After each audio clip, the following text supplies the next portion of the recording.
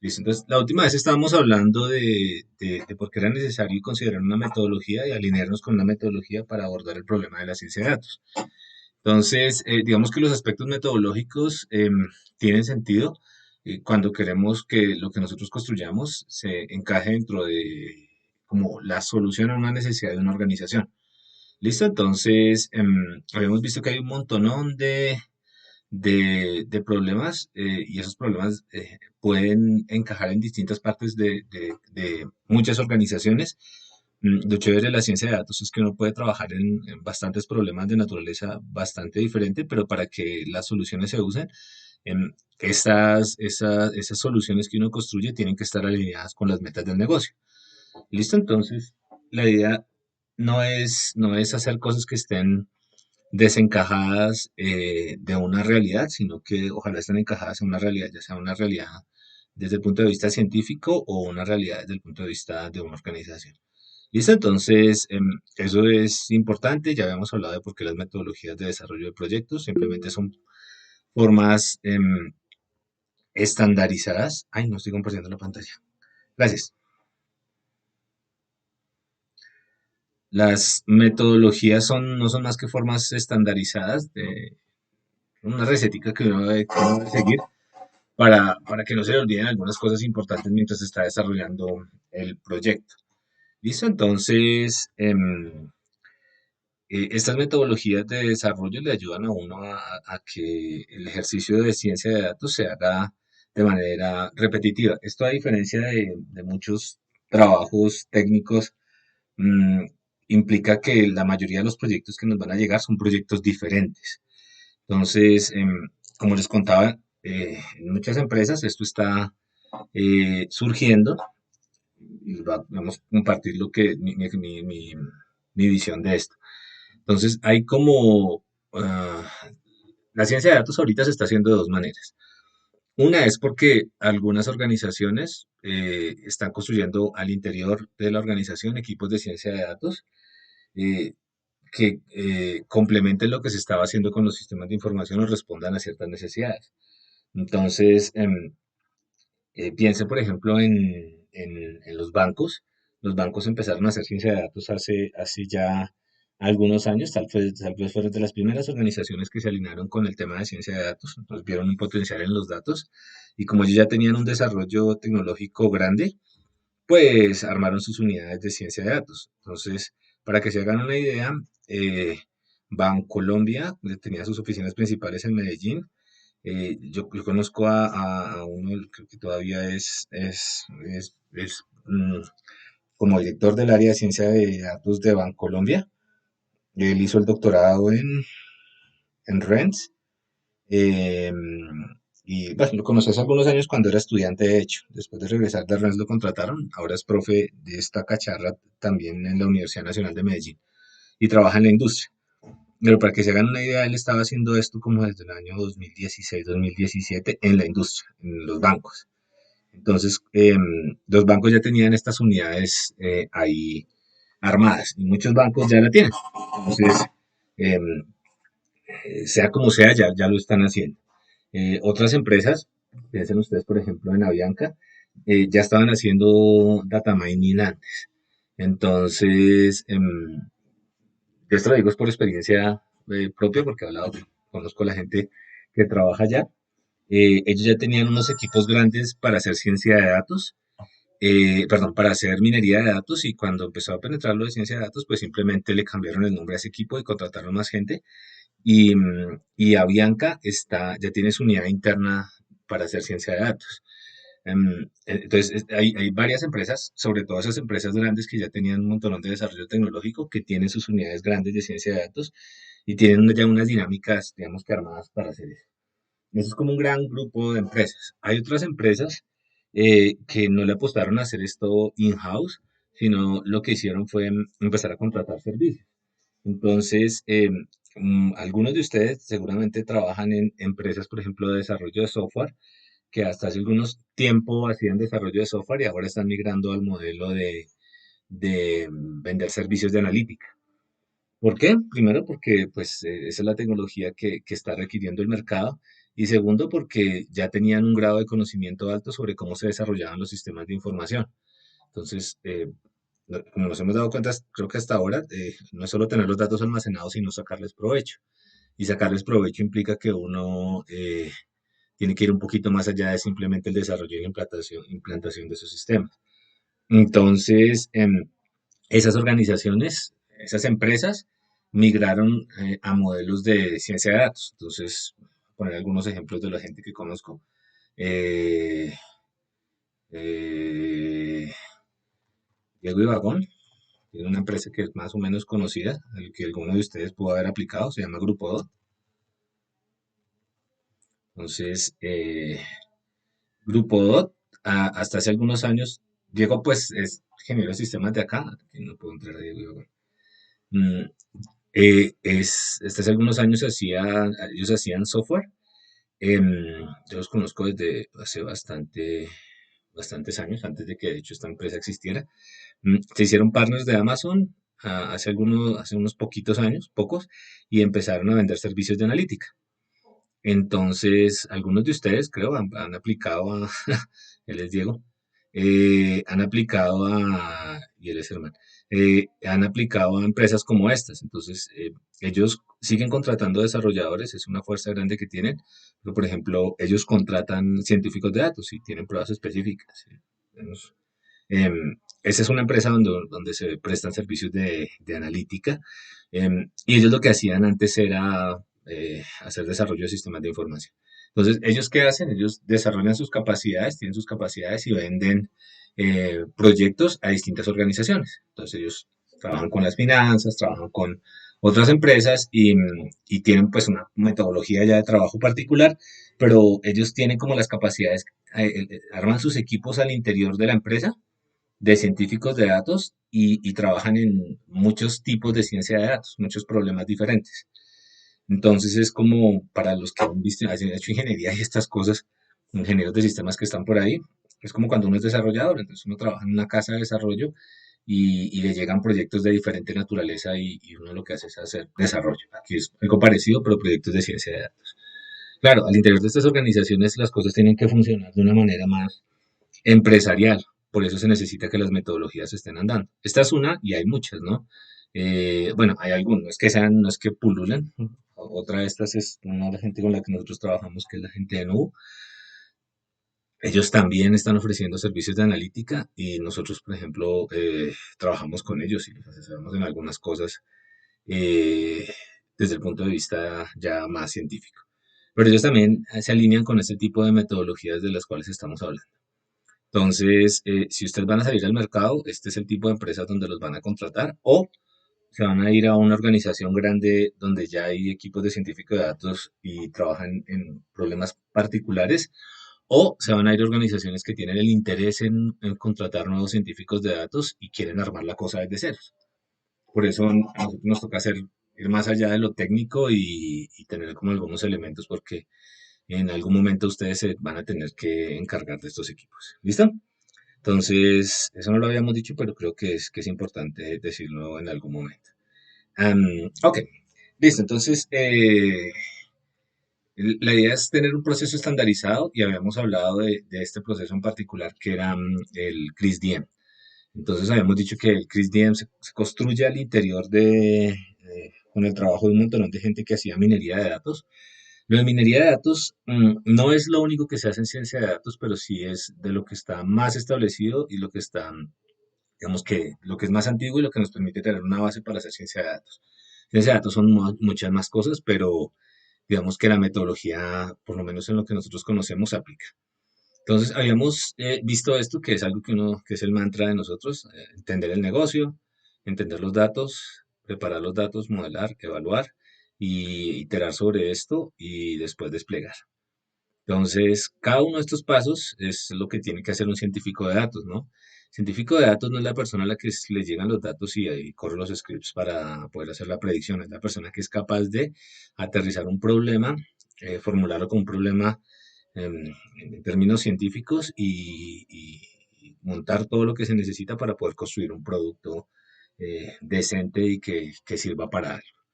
Entonces, eso implica que nos toca afinar unas necesidades unos skills, unas habilidades que no necesariamente tenemos, como por ejemplo la de la escritura.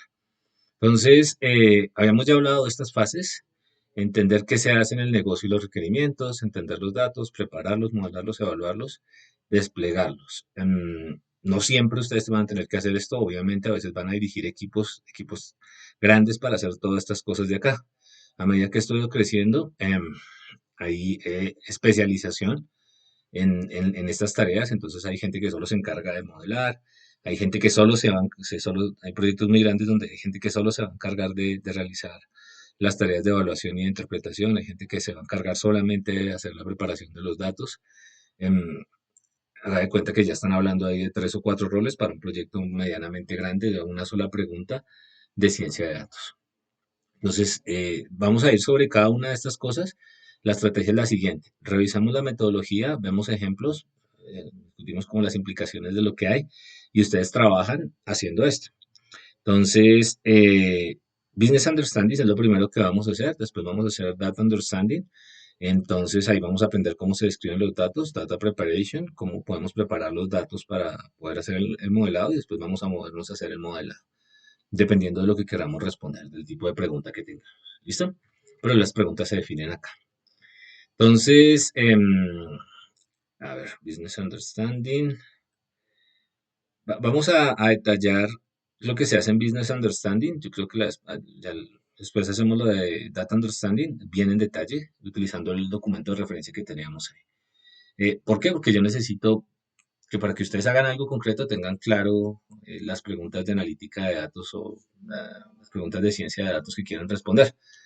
Y pues para eso no tenemos que ir mucho más allá de entender bien qué es el negocio. Entonces, voy a hacer algo rápido y después quiero escucharlo sobre lo que piensa. Ok, entonces lo que hice fue, ¿se acuerdan que la tareita era leer este documento de acá?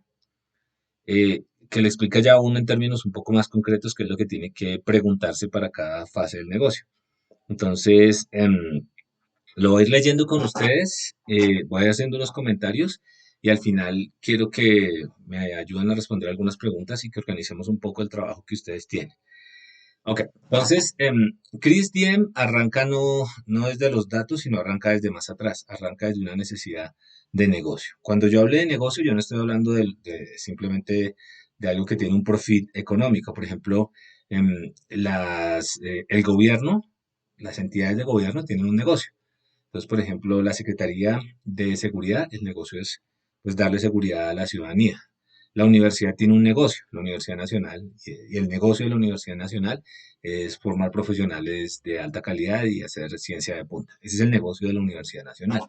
¿Listo? Entonces, cuando yo hablé de negocio, es porque aquí dice business, y no porque esté hablando simplemente de algo que va a tener una retribución económica. De hecho, ahorita vamos a ver que las metas de negocio, bueno, los objetivos de negocio se miden, el cumplimiento de esos objetivos se miden en términos de unas métricas, y las métricas pueden diferir. El negocio de la salud, un hospital, tiene unos objetivos distintos a los que tiene un banco, ¿no? Entonces ahí la necesidad es salvar vidas. Pero pues la idea de negocio es ese término que nos va a ayudar a englobar lo que nosotros estamos haciendo. Entonces, claro, esto tiene un tinte que es, digamos que comercial, porque estamos trabajando sobre algo que es de IBM, una metodología, bueno, un documento que es de IBM, y les reitero que esto era para consultores, eh, pero eso no quita que esto lo podamos utilizar digamos que en otro tipo de problemáticas, donde no necesariamente esté mediando aspectos económicos. ¿Listo? Entonces hay que ser un poquito pendiente de eso. Entonces, ¿cuál es el objetivo del Business Understanding? Revisémoslo en detalle. Entonces, lo que queremos es dedicarle algún tiempo para explorar lo que las organizaciones podrían ganar del proceso cuando llega Data Mining, piensen en ciencia de datos. Entonces, resulta que en mi visión, en mi cabeza, hay dos tipos de organizaciones: organizaciones que existían antes de esta revolución de los datos, y organizaciones que se están creando con la revolución de los datos. Entonces, si usted piensa en una empresa como Ecopetrol, nosotros hemos tenido la posibilidad de interactuar con ellos. ¿El negocio de Ecopetrol cuál es? ¿Qué me cuenta? ¿Cuál es?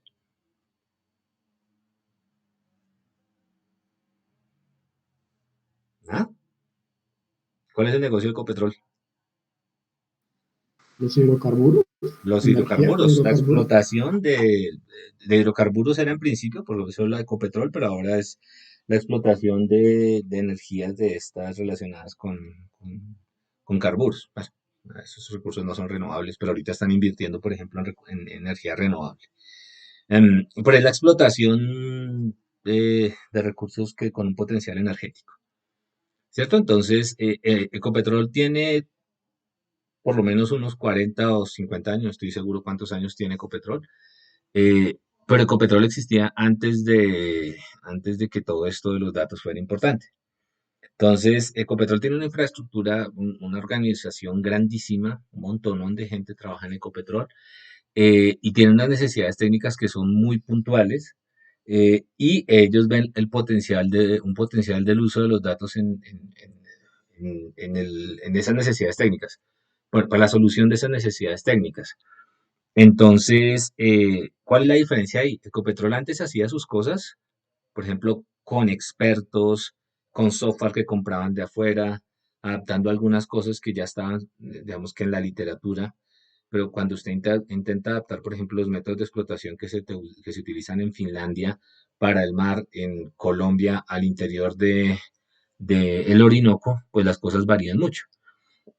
Entonces, ahí hay un gap grande y una empresa como Ecopetrol, digamos, sí que ya venía con una dinámica y cuando uno ve Ecopetrol, el problema es que uno tiene que romper esa dinámica. ¿Entiendes? Yo tengo que convencer a la gente de Ecopetrol que lo que nosotros estamos haciendo puede generar un valor adicional a algo que ya está generando valor, que es como está operando Ecopetrol en este momento, y que uno puede hacerlo un poco mejor o mucho mejor, lo que sea, mejor que lo que ellos ya están haciendo. Entonces, mm, eso pasa en Ecopetrol, eso pasa en Ecopetrol, pasa en una empresa como Bavaria. Bavaria, por ejemplo, antes tenía un montonón de vendedores, de hecho todavía tiene bastantes que van ofreciendo el producto. Si ustedes ven en Bavaria, ellos tienen unas neveras. Esas neveras son no solo neveras, porque si fueran solo neveras no tendrían la no tendrían el glass, no serían transparentes. Entonces hay gente que solo se encarga de acomodar las cervezas y de verificar que, por ejemplo, otras marcas que no sean de Bavaria no se encuentren ahí. Eso mismo pasa con Coca-Cola.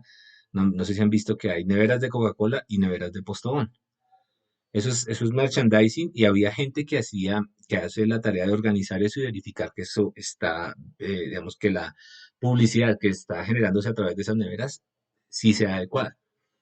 ¿Listo? Entonces, ellos ya lo hacen de una manera, por ejemplo, la gente de mercadeo ya sabe cómo eso se tiene que hacer, estudian bien el mercado y estas cosas, y ya tenían una forma de hacerlo, pero estoy hablando de la realidad. En Bavaria se preguntaron si podían utilizar, por ejemplo, técnicas de visión por computador para poder organizar o verificar que efectivamente las cervezas que estaban dentro de la nevera si eran las cervezas que debían exhibirse o no. Entonces, hay ya toda una organización que tiene un pedacito de la organización se encarga de hacer esa labor de mercadeo y, digamos, los datos juegan ahí, es porque pueden, por ejemplo, automatizar cierta tarea, pero ya venían con una dinámica de trabajo, ¿listo? Entonces, ellos pueden operar con o sin datos, pero la expectativa es que con datos puedan hacer las cosas mejor, ¿listo? Entonces, ese es un tipo de organización.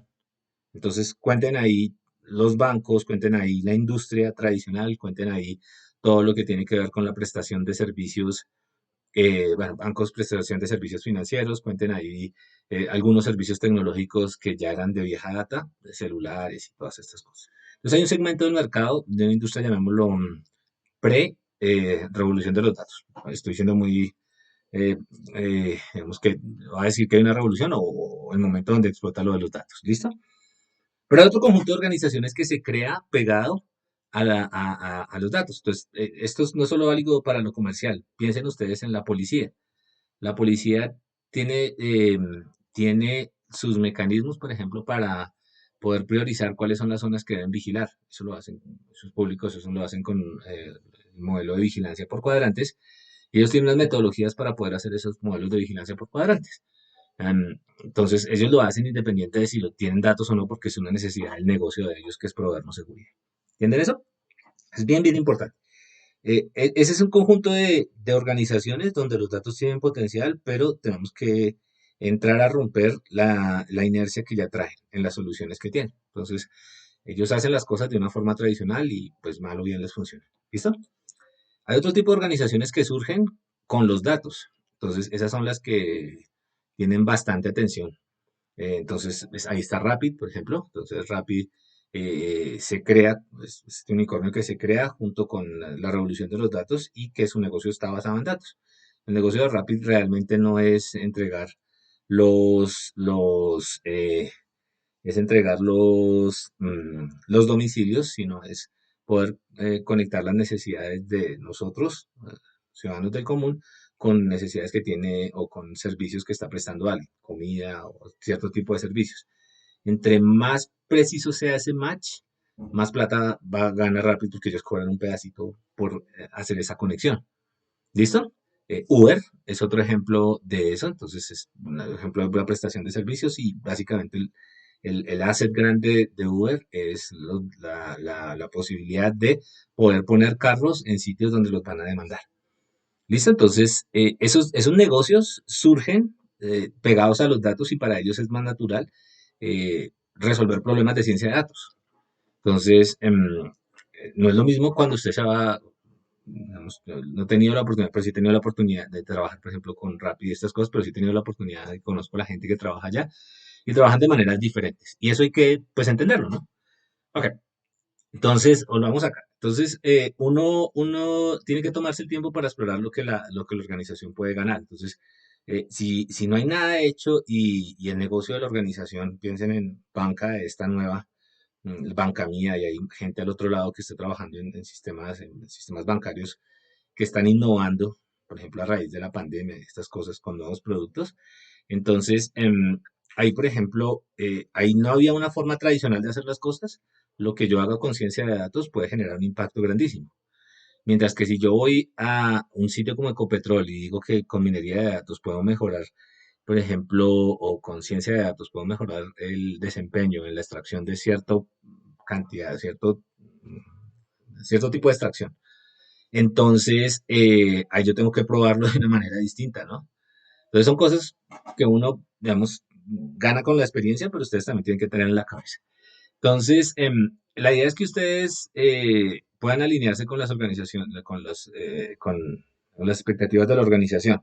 Recuerden que ustedes van a ser, digamos que los bichos raros en la empresa o en la organización donde vayan a trabajar, porque el resto de gente ya tiene un rol. Los de marketing tienen un rol, los de ingeniería tienen un rol, los del core del negocio tienen un rol, y ustedes, pues si quieren sobrevivir en la organización, o si son dueños de la organización, tienen que ganarse un espacio, y solo se lo ganan si están alineados con lo que espera la organización. Listo, entonces uno tiene que buscar cuáles son las razones para que valga la pena invertir en un proyecto de ciencia de datos. Entonces, lo mínimo que se tiene que pagar en un proyecto de ciencia de datos van a ser sus salarios o sus esfuerzos en tiempo. Entonces, uno debería asegurarse que de que el esfuerzo, el salario que le están pagando a ustedes eventualmente se vaya a retribuir de alguna manera a la organización. Generalmente los que están arriba saben la ganancia que se tiene por ejemplo, invertir en un buen administrador, o invertir en un buen vendedor. La pregunta es, ¿qué van a ganar por invertir en una persona que sepa hacer ciencia de datos? Entonces, si usted no sabe cómo poner lo que usted construye en términos que el gerente pueda entender, seguramente no va a durar mucho. Y yo he trabajado con gente que no sabe eso, entonces como no sabe eso, sale muy rápido. Y como el mercado todavía se está estabilizando, entonces como necesitan ciencia de datos en cualquier trabajo de la piedra, debajo de las piedras necesitan requerimientos para científicos de datos, pues conseguir trabajo al principio va a ser muy fácil, pero después va a ser más difícil. Si lo que quieren es conseguir un trabajo honesto, si lo que quieren es formar una empresa y manejar equipos de científicos de datos, es igual. La gente con la que ustedes trabajen, sus equipos de trabajo, tienen que saberle dar valor a lo que hacen. ¿Listo? Entonces, reitero, hay unos componentes técnicos detrás de esto, pero el componente organizacional es muy, muy, muy importante. Ok, entonces, Esto ya es más concreto, esto es lo que vamos a tener que hacer en nuestro ejercicio. Entonces, la primera tarea es entender tanto como sea posible las metas del negocio relacionadas con minería de datos. Entonces, son dos cosas. Una cosa es lo que quiere el negocio, a lo que se va a dedicar, a lo que se dedica el negocio, o se va a dedicar el negocio, y otra cosa es em, cómo esas metas se van a poder cumplir de una u otra manera haciendo ejercicios de ciencia de datos. Entonces son dos cosas diferentes. Entonces, la idea es que uno pueda, si uno tiene claro qué es lo que quiere hacer, puede saber cuáles son los riesgos de hacerlo y puede lanzar, por ejemplo, un plan de mitigación de esos riesgos. Y pues nos da un tiempo y un horizonte claro para poder resolver el problema. Ok, entonces, ¿qué es lo que tenemos que hacer acá para determinar los objetivos del negocio? Entonces, lo primero es empezar a buscar información sobre el negocio. Ahorita vamos a hablar un poco más de esto en detalle. Mejor dicho, entender a qué se dedica la organización con la que nosotros estamos, a la que nosotros le estamos resolviendo el problema. Porque si yo entiendo a qué se dedica, pues puedo decir que lo que yo hago sí tiene sentido en esa organización. ¿Listo? Entonces, documentar objetivos específicos de negocio. eh, que permitan tomar decisiones clave. Entonces, esto tiene que ver con lo que ya habíamos discutido de que con los datos yo puedo ganar un grado de conocimiento más alto sobre cómo puedo, por ejemplo, puedo tomar una decisión. Entonces, no todas las decisiones son importantes en una organización, hay unas más importantes que otras, y esas decisiones importantes es a las que uno idealmente le debería apuntar con toda esta carga. ¿Listo? Entonces, la otra cosa que es súper importante es acordar con la gente que va a recibir la solución que ustedes están proponiendo, cuál es el criterio de éxito de la solución que ustedes proponen. Ahorita vamos a hablar un poco más de eso, no se preocupen. Entonces, habíamos visto esto un poco, pero aquí lo que hay es una empresa, un almacén. Entonces, el almacén es, por ejemplo, de recursos electrónicos. Haga de cuenta, por ejemplo, un escenario realista. Todo el mundo conoce la 13 aquí en Bogotá, me imagino. En la 13 venden, hay un montonón de almacenes que venden electrodomésticos y eso lleva muchísimos años ahí. Pero cada vez más la gente, esos almacenes de electrodomésticos, cada vez más compiten con unos nuevos sitios donde usted puede comprar electrodomésticos. Entonces los almacenes en línea del éxito. El otro que es grande es el que aquí en la 53 que antes era Sears, Falabella. Entonces, con la pandemia usted ya como que le da pereza o le da miedo irse a la 13 a comprar su nevera. Eso era, por ejemplo, lo que hacían mis papás y lo que hace todavía mucha gente acá, o lo que hacía mucha gente en Bogotá. Entonces usted rompe el miedo a comprar, a poner su tarjeta de crédito y pues termina comprando la nevera y pues echa la bendición a que llegue. ¿Listo? Entonces, imaginémonos que estamos trabajando con uno de esos almacenes, eh, y lo que queremos es tratar, ellos ya tienen una paginita web donde están haciendo la venta de sus productos. La página web ahí es un recurso fundamental porque la página web está diciendo, básicamente, está recopilando datos sobre cuáles son los clientes que tiene ese almacén y cuáles son las necesidades de los clientes que tiene ese almacén. Si no tenemos esos datos, pues no podemos hacer nada, por lo menos en lo digital. Esto está entendido, es tonto, pero hay que hacerlo, ¿no? Entonces yo necesito por lo menos que haya algo para poder recopilar datos.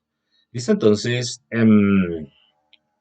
la compañía lo que busca es formas de mantener, bueno, de ganar plata, básicamente, sin importar o a pesar del hecho de que se están subiendo los costos por adquirir nuevos clientes. Entonces, al interior de la organización se discute que pues, pueden haber una alternativa y es tratar de tener mejores relaciones con los clientes que ya existen. Entonces, si usted ya tiene clientes que ha fidelizado, la idea es tratar de que esa relación se haga mucho más estrecha. ¿Listo? Entonces, porque es importante entender ese contexto, por lo menos para esto, porque al científico de datos le interesa, porque aquí no está hablando de adquirir o de buscar nuevos clientes, o digamos que eso no es lo prioritario. Acá está hablando de que ya existen unos clientes que hacen unas compras habituales y lo que queremos es que las relaciones con esos clientes se mejoren. Bueno, sí, se mejoren. Que ellos, por ejemplo, lo que dice acá, que yo pueda hacer mejores recomendaciones sobre esto que se llama el cross-sale. El cross-sale, ¿sí saben qué es? ¿Sí saben? No, profe. Cuando ustedes van a McDonald's y compran una hamburguesa, antes de que ustedes paguen, ustedes piden una hamburguesa, qué le dice la señora sobre las papas? El agrandado de las papas. El agrandado de las papas. Eso se llama el upsell. Entonces ustedes lo que quieren es las papas, por 1.000 pesos más le damos las papas más grandes. Eso es el upsell. El cross-sell es la idea de los combos. Entonces, usted compra, cuando usted se compra la cajita feliz o se la compra a su hijo, usted compra eh, la hamburguesa, la bebida y las papas, todo en un solo paquetico, ¿cierto? Entonces, la venta cruzada de ellos es tener varios productos metidos en la misma bolsita. Entonces, eso es común en los retails, ¿no? Por ejemplo, el upsell de nuevo es la idea de que yo voy a comprar un carro y me dicen, venga, pero cómprese esta marca de lujo. Y cuando usted está interesado en un carro, entonces tiene la versión básica, la versión con transmisión automática y la versión deluxe, ¿cierto? Eso es upsell. En cambio, el cross-sell sería, yo voy a comprar el computador y los que compraron computador hace poquito, pues seguramente el señor le dijo, venga, ¿y no le interesa un mouse? Y tenemos buenos forritos, ¿cierto? Esas son estrategias de mercado, eso está ahí por alguna razón.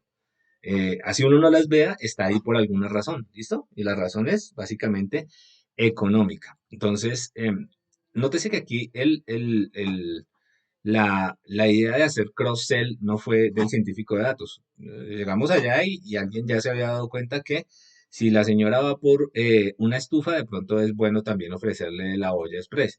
Si va por un televisor, entonces uno iba por un televisor y salía con un televisor, con un reproductor de DVD y con el equipo de sonido. Ya ninguna de esas cosas se utiliza, pero en la cocina todavía se pueden utilizar esas cosas. Entonces, ¿quién define que el cross-sale es importante? La gente del área de marketing. Ellos saben por qué lo están haciendo. Entonces, ellos ya definieron que el cross-sale era la estrategia de venta. Eso es importante porque por más que uno crea que sabe el negocio, saben ellos más del negocio que nosotros. Entonces, a veces no hay que ponerse a pelear con ellos diciéndoles que es mejor hacer upsell y hacer una solución para upsell porque lo que ellos quieren es, o lo que ellos ya saben es que por ahí hay algo. Y el criterio experto sobrepasa, por lo menos en este momento, lo que se pueden hacer con los datos o con mi intuición. ¿Listo? Entonces, este es uno de los objetivos que tiene la organización respecto a este proyecto grande que es cultivar la existencia de las relaciones con los clientes. El otro proyecto, bueno, el otro objetivo que se tiene es incrementar la lealtad de los clientes con servicios más personalizados. Mm, Entonces, esto es, digamos, también típico. Imaginémonos que tenemos esa esa empresa ya, ese almacén allá, entonces uno le gustaría que a la gente que le gusta cierto producto, no sé, cierta marca, un Challenger, uno poderle dar, por ejemplo, un servicio más personalizado, siempre ofrecerle cosas de Challenger o productos que tengan que ver con Challenger, a los que les gusta cambiar cada 6 meses de televisor para pasar de 4K a 5K a 6K, uno le gustaría tener... ¿Listo? Ok. Esas son dos metas, dos objetivos que tienen que ver con el negocio. En este momento no tienen que ver con los datos, tienen que ver con hacer esas dos cosas de alguna manera, ¿cierto? Esto se puede resolver no necesariamente utilizando datos, pero uno tiene la intuición de que los datos pueden servir. ¿Cómo pueden servir los datos para poder resolver esos problemas? Yo me cuento. Por ejemplo, los datos de navegación. ¿Cómo pueden servir?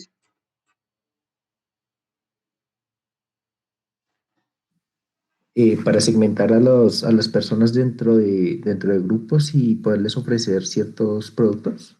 Ese serviría para el segundo. Si yo tengo datos de cómo las personas han comprado, yo podría hacer segmentación, grupitos de personas y ofrecerles servicios de acuerdo a la naturaleza de esos grupos, ¿cierto? Ok, ese sirve para el segundo. Y para implementar el cross-sale, para mejorar el cross-sale, ¿qué podría hacer yo?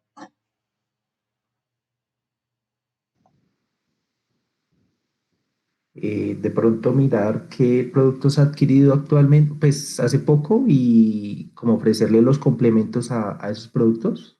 Ok, eso es ofrecer los complementos, mirar qué tipo de cross-sale la gente hace. O sea, si a mí me contrataran para esto, yo lo que haría sería mirar las facturas, mirar cuáles son, qué cosas se compran simultáneamente, entender los cross-sales que tienen los clientes que ya pasaron por la organización y tratar de construir paqueticos con esos cross-sales. Entonces, digamos, para poder saber que eh, las papas se venden con la gaseosa, se venden con esta cosa de acá. Por ejemplo, yo podría estudiar cosas como cuál es la combinación, cuál es la bebida que más se ajusta al cross-sale del combo de papas. Y eso lo puedo responder desde los datos, ¿no? Y podría ser una estrategia de mercadeo que sea bajo un poquito el cross-sale relacionado con, supongamos que lo que más se vende es la Coca-Cola cero. Entonces, solo para ese combo de papas, Coca-Cola cero y hamburguesa, yo bajo los precios. ¿Listo? Ese tipo de cosas que son pequeñas, si usted las piensa, son pequeñas, pueden generar grandes profits ya cuando uno lo masifica. Pero bueno, ese es el tipo de cosas que uno se puede preguntar y estos son objetivos que, digamos que intuitivamente, no hay que ser científico de datos para darse cuenta que esto, si yo tengo registros de las ventas, las facturas de las ventas por allá con datos de los clientes, yo puedo aspirar a hacer una caracterización y mejorar en estas dos metas de negocio. ¿Ok? Listo, pero digamos que todavía no estamos allá. Entonces, esto es importante saber cómo vamos a, cómo la organización va a saber si nosotros fuimos exitosos o no con nuestra solución. Entonces, esto no es simplemente decir, es que yo soy capaz de predecir el cross-sale, bueno, o soy capaz de armar los grupitos, vamos que yo soy capaz de armar los grupos, pero una cosa es armar los grupos y otra cosa es que los grupos que yo armé en realidad incrementen la lealtad de los clientes. Son dos problemas distintos y yo quiero que entiendan eso desde ahora. A, a la organización no le importa si usted armó los grupos o si definió directamente la estrategia sin pasar por armar los grupos. A la organización le importa que los cross-sales se incrementen en un 10%. ¿Listo? Y eso es una medida que tiene que ver obviamente con la calidad de los grupos, pero no solamente depende de la calidad de los grupos que yo arme, por ejemplo, o la calidad de las caracterizaciones que haga de los cross-sales. Entonces, esta es una medida de negocio. ¿Listo? Entonces, bueno, aquí está que era un cross-sale. Esta es una medida de negocio y esta medida los gerentes saben cómo tomarla, ¿no?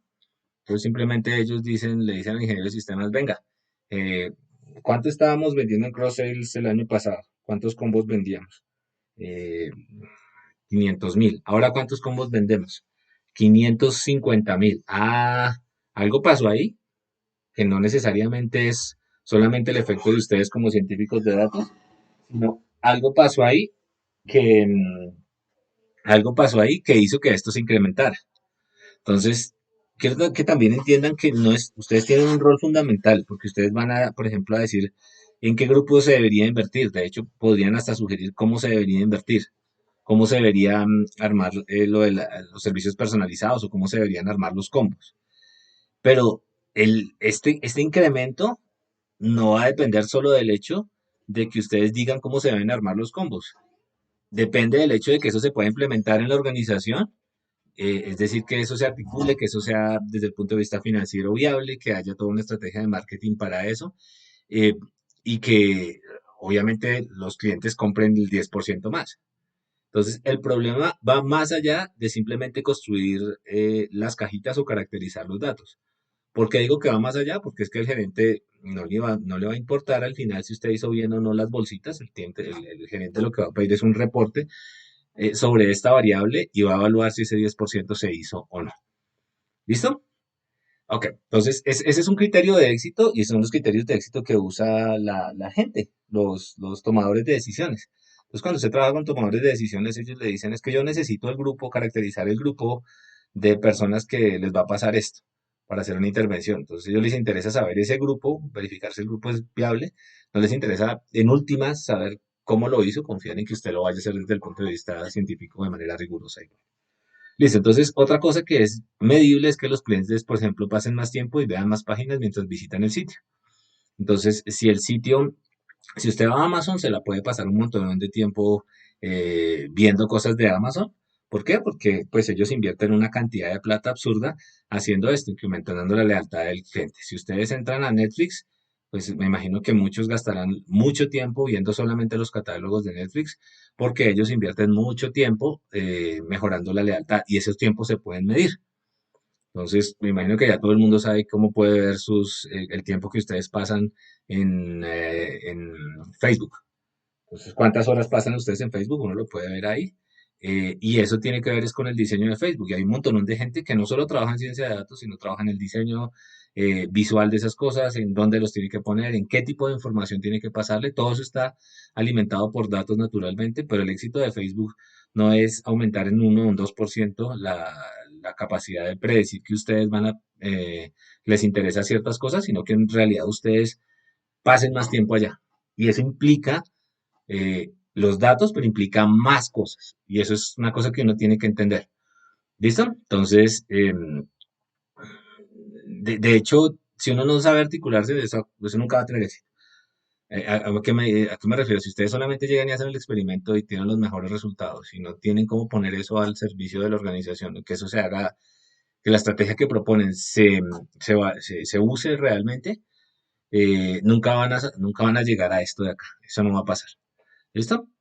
Ok, entonces estas dos son metas de negocio que le interesan a los gerentes o a los tomadores de decisiones o a los médicos o a quien esté detrás de esto de acá. ¿Listo? Entonces es importante que nosotros nunca perdamos de vista esto. Aunque nosotros no necesariamente vamos a ser responsables de que esto suba, si digamos tenemos que directamente de que suba, tenemos que asegurarnos de que lo que hagamos impacte de esta forma a la organización. Porque eh, si no, pues estamos haciendo mala fama a la ciencia de datos y eso no es, para eso sirve, pero hay que hacerlo de un poquito distinto. Entonces, lo primero que necesitamos hacer para lograr esas cosas es compilar el background acerca del negocio, o sea, cómo está operando el negocio. Entonces, necesitamos entender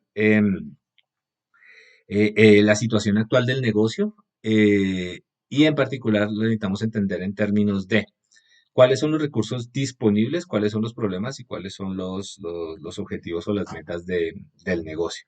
Yo sé que esto suena muy a cosas de administración y vainas de esas, pero pues, ¿qué le vamos a hacer? Es parte de lo que tenemos que hacer para poder poner esto en las organizaciones y que nos crean.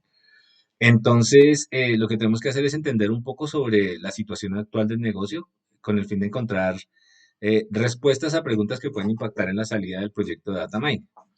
Esto es importante, ¿no? Si yo estoy trabajando con una aseguradora, entonces yo sé que dentro de la aseguradora hay unos problemas que tienen que ver, por ejemplo, con fraudes.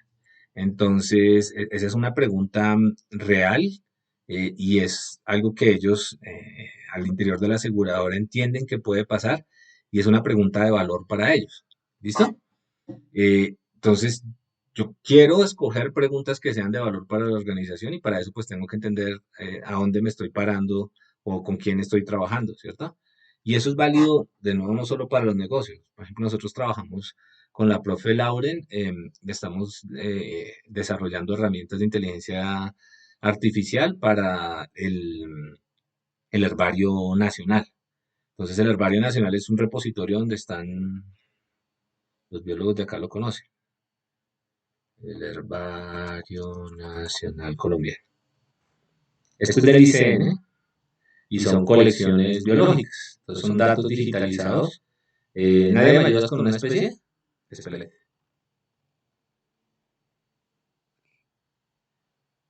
Una especie. Ok. No, aquí ya encontré. Ok. Listo. Entonces, este es el herbario nacional para los que no lo conocían. Esto tiene registros de colecciones biológicas que se han recopilado ya decenas y decenas de años, yo diría que hasta cientos de, ya más de 100 años. Aquí hay cosas así súper, súper detalladas, hay imágenes, hay datos que uno podría explotar. Por ejemplo, hay imágenes. Entonces estamos trabajando con herramientas de visión por computador para poder resolver ciertas tareas al interior del herbario. Si nosotros no sabemos qué es el herbario, si nosotros no sabemos cuál es el valor de tener eso, si nosotros no sabemos cuáles son las necesidades que tiene la gente que trabaja con los datos del herbario, no solo los que consultan el herbario, sino los que organizan el herbario, pues no podemos colaborar con ellos porque sencillamente vamos a resolver cosas que no nos van a interesar. Entonces, por ejemplo, este señor José Cuatro Casas es súper, súper famoso. Creo que nadie los biólogos de acá lo conocen. Él era botánico y recopiló un montón de información, de datos, descubrió un montón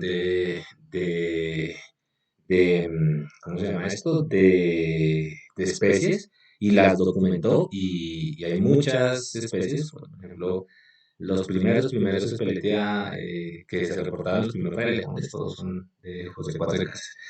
Entonces, el asunto es que, por ejemplo, los curadores, es decir, quienes se encargan de construir esto y de mantenerlo, se llaman los curadores de los museos. Esto básicamente es un museo, una colección ahí de datos biológicos. Ellos tienen unas necesidades particulares. Y uno, si no entiende cómo funciona esto, no. Ay, qué mal se cerró esto. Ay, ¿por qué se cerró? Ay, ¿dónde está? ¿Me escuchan? No, porque no escucho.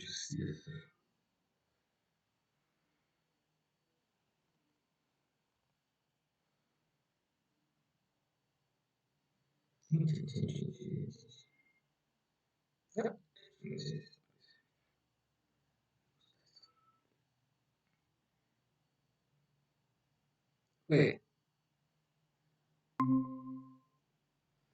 pena con ustedes, por alguna razón se me cerró.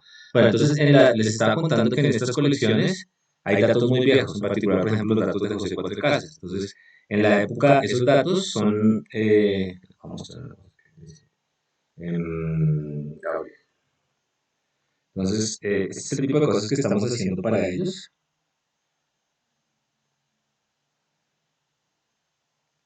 Entonces, trabajando con ellos nos dimos cuenta que había unos problemas particulares que están alineados con que no, a resultados. Entonces, hicimos un sistemita que coge las imágenes de las colecciones para que no vean que está solamente. Entonces, los biólogos se gastan un montón de tiempo preparando estas hojas de acá. Entonces, estas son las colecciones. No, ¿de ahí? ¿Me escuchan? El profe ya está compartiendo. Ah, Ya se está compartiendo. listo. Profe, si no se ve la pantalla. Listo, ya lo voy a compartir. Qué pena con ustedes. Ahí, ¿ya saben? ¿Sí? Sí, Ahora, profe. entonces, ahora sí. Estas son las imágenes, así es una imagen asociada a las colecciones biológicas, al herbario. Entonces, estas imágenes las preparan los curadores de la base de datos, o sea, quien arma las colecciones y quien las documenta. Entonces, por ejemplo, tienen unos objetos, un código de barras para una identificación interna, tienen una regla para saber las dimensiones, tienen un color checker para poder tener estandarizado cuáles son los colores, tienen una descripción de la especie y tienen unos sellos, que son información interna del herbario. Entonces, en la época de José Cuatro Casas, por ejemplo, esto no existía. Los procedimientos de para registrar esto de adquirir estas imágenes no estaban estandarizados, entonces, por ejemplo, las reglas eran diferentes. La letra K era, por ejemplo, la letra manuscrita, pues que no habían computadores para poder hacer esto. Entonces, eh, existen los datos, estos datos están digitalizados, pero, por ejemplo, existen problemas como la existencia de dobles sellos o la ausencia de estos objetos de acá.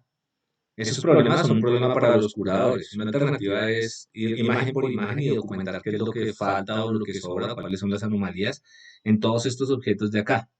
El problema con eso es que no hay recursos humanos suficientes para poder hacer esa tarea, porque estamos hablando de cientos de miles de hojas. Entonces, ahí hay un problema, y es un problema muy particular que tiene que ver con cómo yo puedo identificar estos objetos. Una vez yo resuelvo ese caso de uso, yo puedo hacer cosas como reportar cuáles son las imágenes en la colección que tienen dobles sellos para que la gente ya vaya solamente a esas imágenes y las corrija. O reportar cuáles les faltan ciertos elementos que deberían ser obligatorios. Entonces, esto de acá que les estoy mostrando, esto ya lo describió automáticamente una inteligencia artificial que diseñamos con Gabriel. Pero cuando uno se mete a este problema, lo primero que uno se le ocurre es, yo tengo las imágenes, yo quiero hacer clasificación de especies, ¿cierto? Entonces todo el mundo ve una imagen y quiere saber qué especie es. Resulta que, claro, eso es un problema interesante, pero cuando uno está trabajando con la gente del herbario, ese no es el primer problema que ellos tienen. Para la gente del herbario, lo importante es saber si la calidad de los datos está ahí. De hecho, usted podría pasar esto, ya hay estrategias para pasar esto y poder hacer estrategias de clasificación de la especie. Resulta que usted pasa toda la imagen y esta imagen tiene las descripciones. Y en las descripciones viene el nombre. Y como la red convolucional que usamos por debajo no se da cuenta que ahí viene el nombre, pues se clasifica en muchos casos utilizando esta información de acá. Pero obviamente eso no tiene valor desde el punto de vista biológico porque lo que uno quiere es asociar la morfología con la especie. Entonces, hasta que nosotros no trabajamos con la profe Lauren y entendimos bien cuál era la necesidad, no nos dimos cuenta que el problema no era determinar cuál era la especie, sino el problema para ellos, para esta colección específica, es determinar los componentes. Y eso tiene que ver con una tarea de curaduría. ¿Listo? ¿Y eso cómo lo aprendimos? Pues trabajando en el negocio y tratando de entender un poco más qué era lo que ellos necesitaban. De hecho, lo que hizo Gabriel, por ejemplo, sirvió para rescatar unas imágenes que se habían perdido porque, bueno, unas cosas ahí que tenían que ver con los datos que estaban teniendo. Entonces, eso es solo para ilustrar que a veces las preguntas obvias no son las que quiere resolver la organización y hay preguntas que dependen más de la naturaleza de la organización. ¿Listo? Entonces, en este caso, hay más preguntas ahí del herbario y es solo para mostrarles que no todo la vida es- Entonces, bueno, entonces necesitamos necesitamos entender cómo es la situación actual. Entonces, lo primero es entender la estructura organizacional. Entonces, esto a veces es difícil, pero es importante. Am, la estructura organizacional de un banco es distinta a la estructura organizacional de una universidad y es distinta a la estructura organizacional de una entidad gubernamental. ¿Por qué entender la estructura organizacional de una empresa o de la organización es importante para el científico de datos? Porque los datos no solo pertenecen a una sola organización o a un solo segmento de la organización, a un solo pedacito. A veces los problemas que tenemos que resolver dependen de varias pedazos de la organización.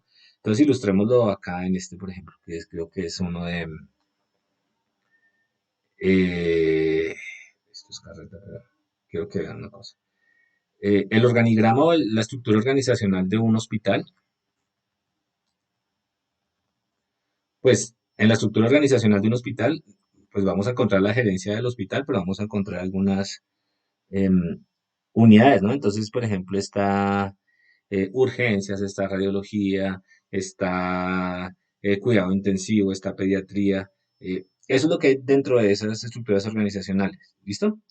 Acá, acá este, por ejemplo. Entonces, resulta, es que esto no se cansa de ver bien.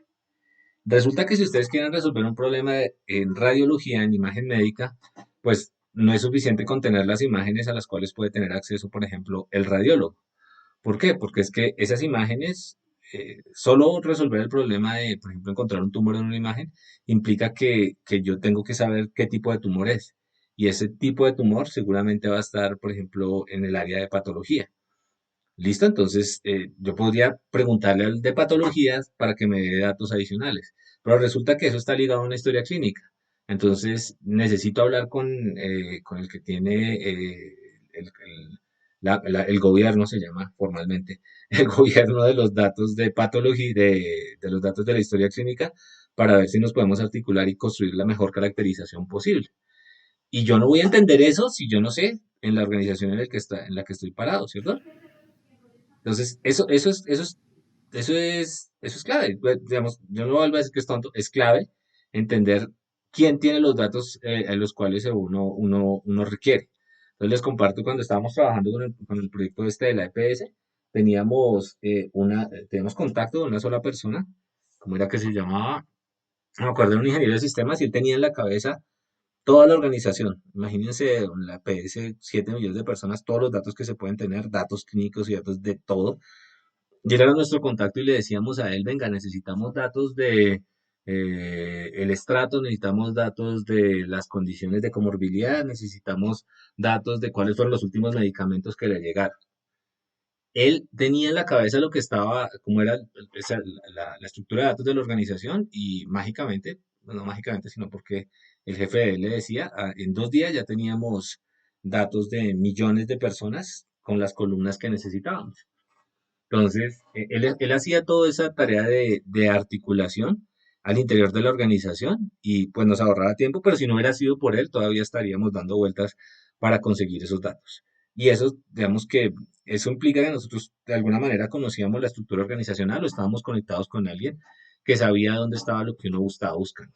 Entonces, eso es importante, ¿no? Porque los datos en las organizaciones están segregados en distintas partes, ¿no? Entonces, de pronto, volviendo a este ejemplo de los sitios web, de pronto parte de los datos está en contabilidad.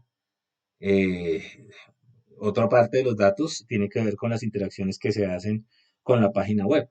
Y otra parte de los datos puede estar en marketing, estudios previos, encuestas que hayan hecho. Y pues me toca entender o saber dónde está eso en la organización para poder después ir a preguntarles a ellos, por ejemplo, por esos datos. ¿Listo? Entonces hay que hacer esto que es identificar las personas claves en la organización. Em, Ustedes no van a poder hacer un proyecto de estos en ningún lado si ustedes no tienen alguien que esté dentro y que sea responsable o que asuma la responsabilidad conjunta del desarrollo del proyecto. En la Secretaría de Seguridad, por ejemplo, nosotros trabajamos pegados a una oficina que se encarga de la oficina de análisis de datos. Ella, la líder de la oficina de análisis de datos nos ayuda a conseguir lo que necesitamos de parte de la organización. Y en todos los proyectos que hemos armado, siempre hay alguien al interior de la organización, es un stakeholder, que le interesa que el proyecto se realice. Y esos son los individuos clave, ¿no? Los que saben con quién hay que hablar y con quién no hay que hablar. ¿Cómo los identificamos? Pues eso ya va más en la experiencia de cómo se arman los proyectos, pero yo no puedo hacer un proyecto si no hay nadie si no tengo un doliente al interior de la organización. ¿Listo? Hay que identificar un sponsor interno que no necesariamente es la misma persona clave. A veces el sponsor es el gerente y la persona clave es alguien de operaciones. A veces el sponsor y la persona clave coinciden, pero podrían ser gente diferente, ¿no? ¿Qué pasa con esto y por qué se necesita un sponsor interno? Porque en lo que hacemos, a veces podemos llegar a resultados que no son tan buenos. Y eso hay que decir sobre el sponsor para que nos defienda frente a quien nos tenga que defender o defendernos, digamos, en conjunto. Él lo que va a hacer es darnos el dinero para que el proyecto funcione.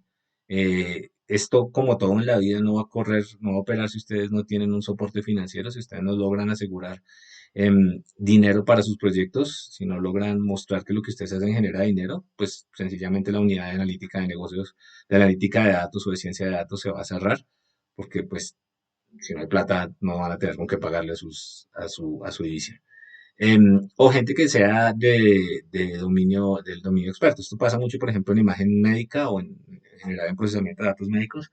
Uno necesita trabajar con el gastroenterólogo o con el patólogo o con el neurólogo que sabe de lo que uno está haciendo. Sobre todo en esos dominios donde el nivel de experticia es tan especializado. Entonces, eso es lo que gana uno, por ejemplo, con un doctorado. Eh, en mi caso, por ejemplo, en mi formación doctoral y postdoctoral tuve la suerte de trabajar con gente que era muy, muy especializada en su dominio y pues me dieron el tiempo para poder hacer algunas cosas.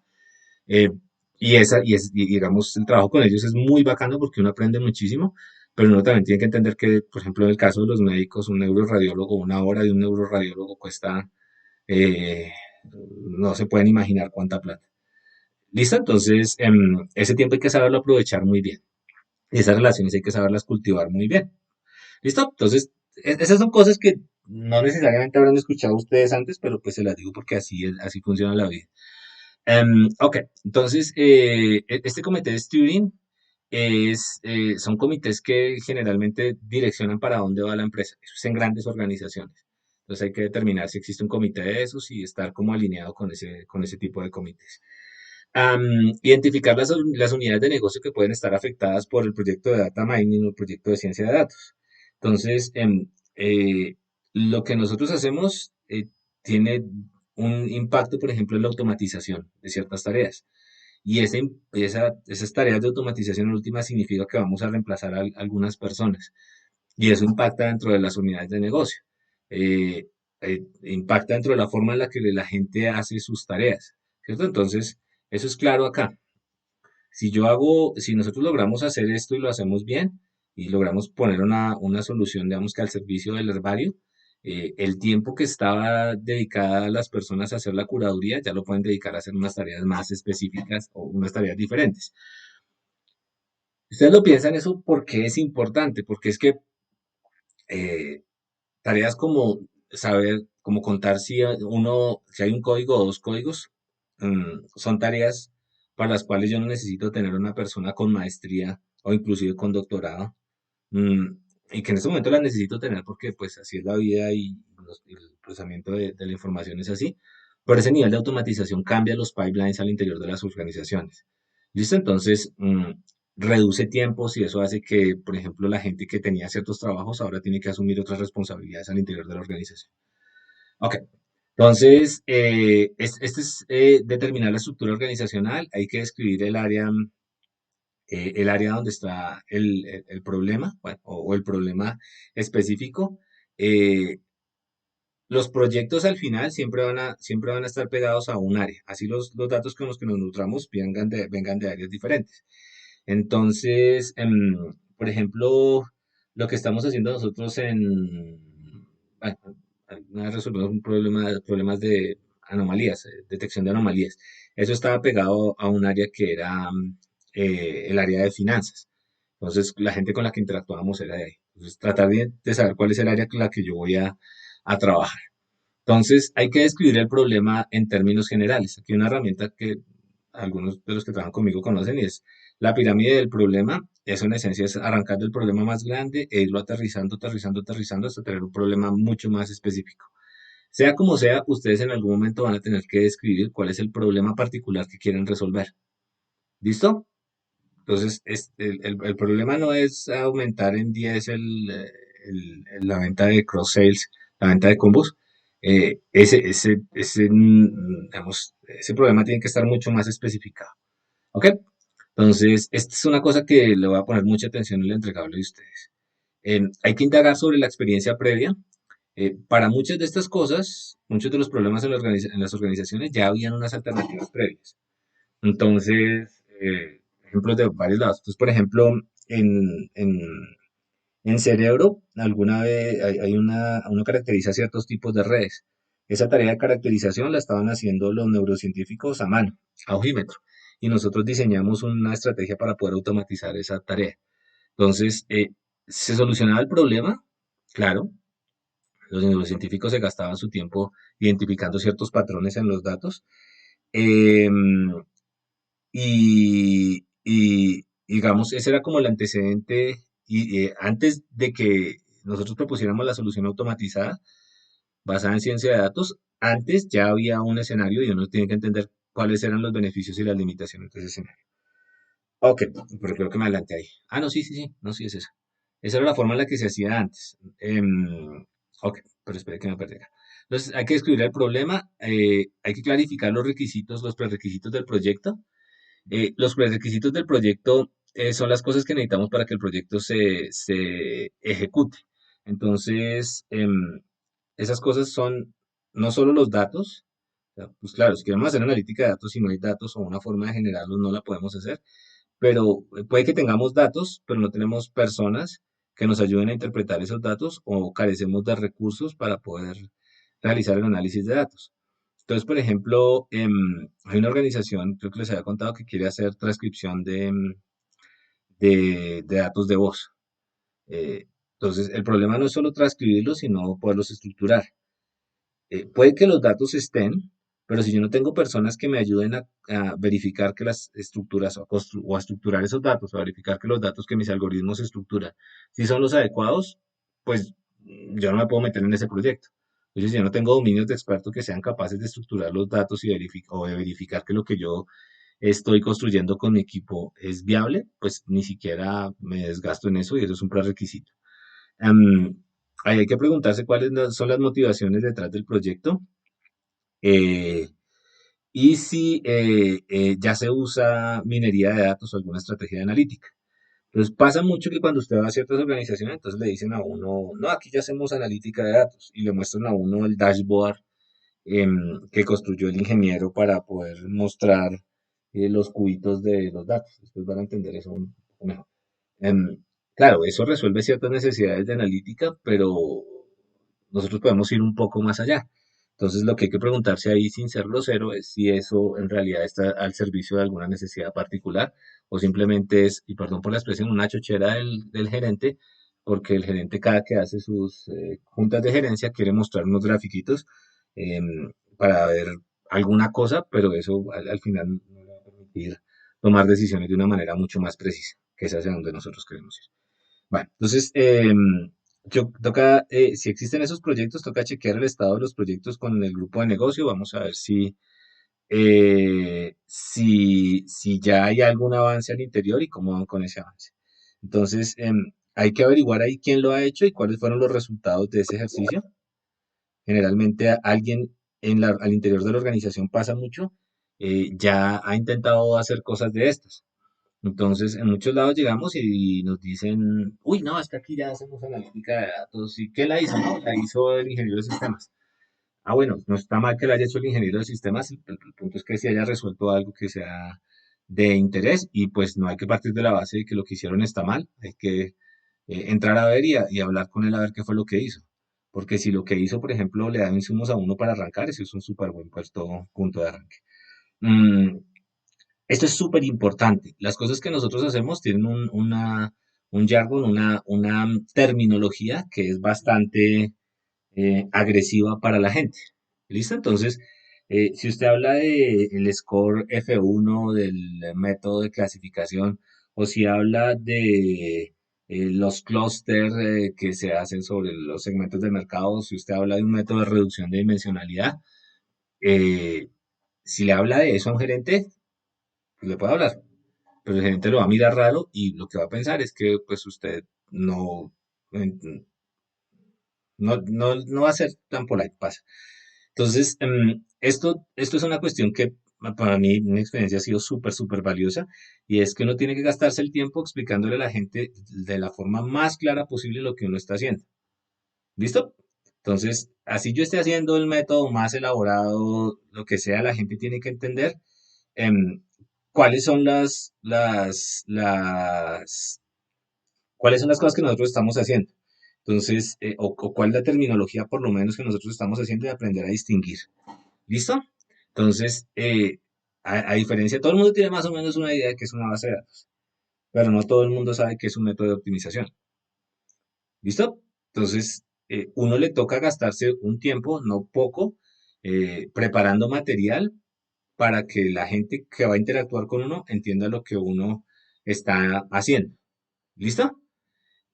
Y eso es parte del ejercicio que tienen que hacer ustedes. Entonces, no puede pasar que ustedes se encierren durante 4 o 5 días o 4 o 5 semanas y salgan con un modelo y ya crean que esa fue la solución al problema y cuando lo vayan a exponer y empiecen a mostrar lo que están haciendo, nadie entienda qué está pasando por detrás. Claro, hay cosas que son elaboradas dentro de lo que hacemos, pero uno debería tener un lenguaje lo suficientemente claro para que cualquier persona le pueda entender.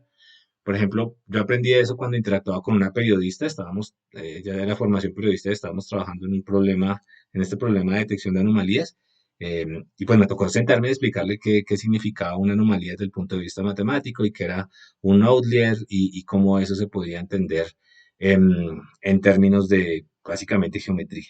Claro, simplifiqué bastante el problema para que ella entendiera, pero al final ella entendió y de ahí para adelante la cosa fluyó muy bien. ¿Listo?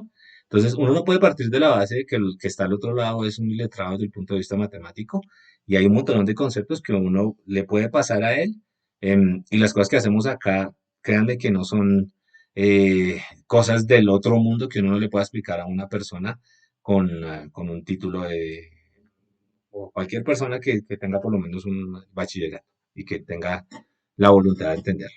Entonces, en esto ustedes se van a gastar bastante tiempo. Esto ya es parte de lo que hay que hacer como científico de datos. Ok, entonces, bueno, estábamos acá. Entonces, describir el problema y saber qué han hecho alrededor de ese problema antes. Describir la situación actual. Está que aquí hiciera. ¿Cómo lo hacen ahora? Entonces, aquí era el punto de. Recuerden el ejercicio de Bavaria. Ese ejercicio es cierto. Yo tenía un estudiante que trabajaba en la unidad analítica de datos de Bavaria, entonces a veces hablábamos y ese es el tipo de ejercicios que resuelve. Entonces, ¿cómo lo hacían antes?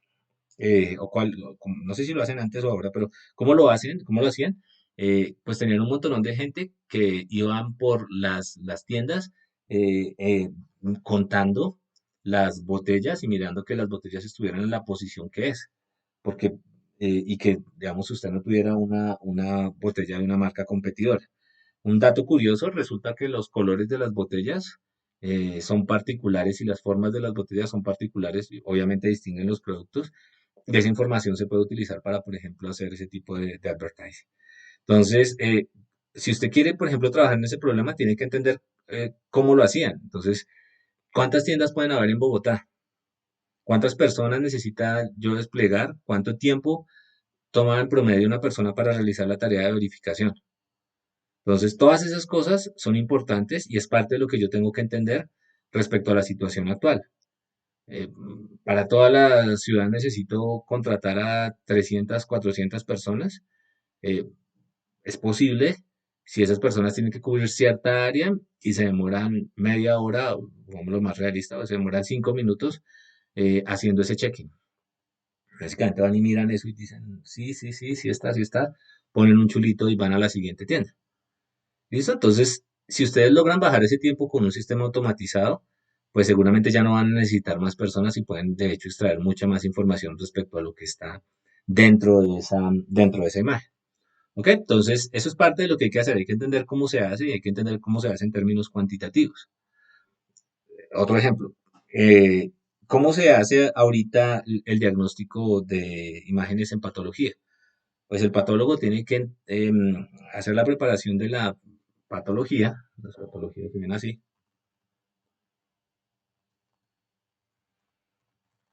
Y ellos tienen un pipeline de procesamiento.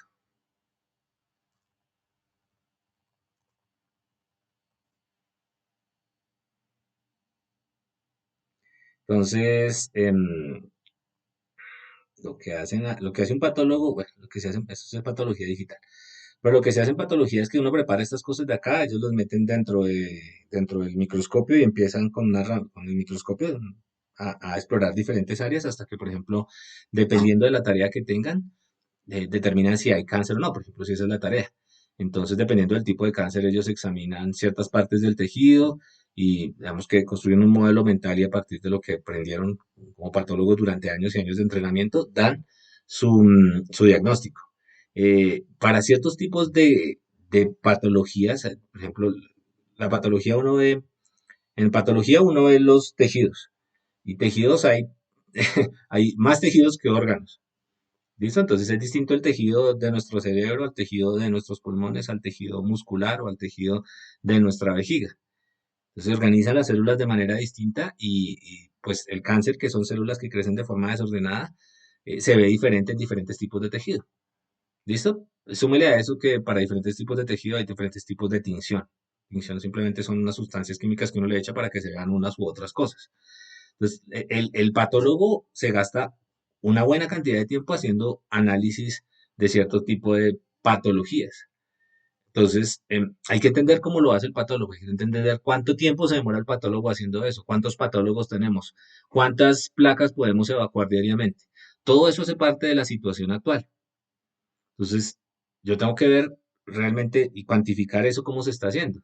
Entonces, por ejemplo, tuve la oportunidad de ir a laboratorios de patología y hablar con patólogos y ver cuál es el pipeline de procesamiento y cómo lo tienen organizado. y dónde entra el patólogo y cómo entra el patólogo y cuánto tiempo se gasta. Entonces ahí uno dice, ah, bueno, de pronto el problema ni siquiera es el patólogo, sino la preparación antes o alguna otra cosa que uno puede identificar. Pero eso es fundamental, entender cómo resuelven el problema ellos antes es fundamental. Listo, y a eso hay que gastarle tiempo porque entre mejor uno entienda cómo resuelven el problema antes, mejor uno entiende por dónde se puede meter en su problema. ¿Ok? En el de otro ejemplo, el de la policía. Entonces, yo me gasté como 2 horas hablando de los policías tratando de entender cómo uno sabe cuáles son las zonas donde la policía debería patrullar más frecuentemente. Entonces, lo que hacen en este momento, lo que estaban haciendo era, se reúnen unos expertos de campo y hacen unas reuniones, demoran varias horas, y eso se lo pasan a sus superiores, eso se demora varias semanas, y eso se lo pasa a unos comités, y eso se demora varios meses. De tal manera que el crimen, que es una cuestión dinámica, termina volviéndose algo que es estático en el tiempo, y es porque la forma en la que lo hacen ahora, pues se demora un montón de tiempo. ¿Listo? Y así es muchos lados. Pero entender cómo lo hacen ahora es fundamental. Listo, entonces, describir las ventajas y las desventajas de la situación actual. No hay que partir de la base de que todo está mal hecho. Entonces, por ejemplo, hay heurísticas que son absolutamente buenas. Un patólogo entrenado, un radiólogo entrenado, puede simplemente con darle una visual a la imagen médica, tener un diagnóstico en el orden de los milisegundos, está hablando de milisegundos, de fracciones de segundo, porque tiene el ojo tan entrenado para eso que la ven y dicen cáncer. Y uno conoce gente así. Entonces, eso de ahí son desempeños absurdos. El problema es que gente como esa, por ejemplo, en un país como Colombia, hay 4 o 5 de esas personas y obviamente están súper, súper ocupadas.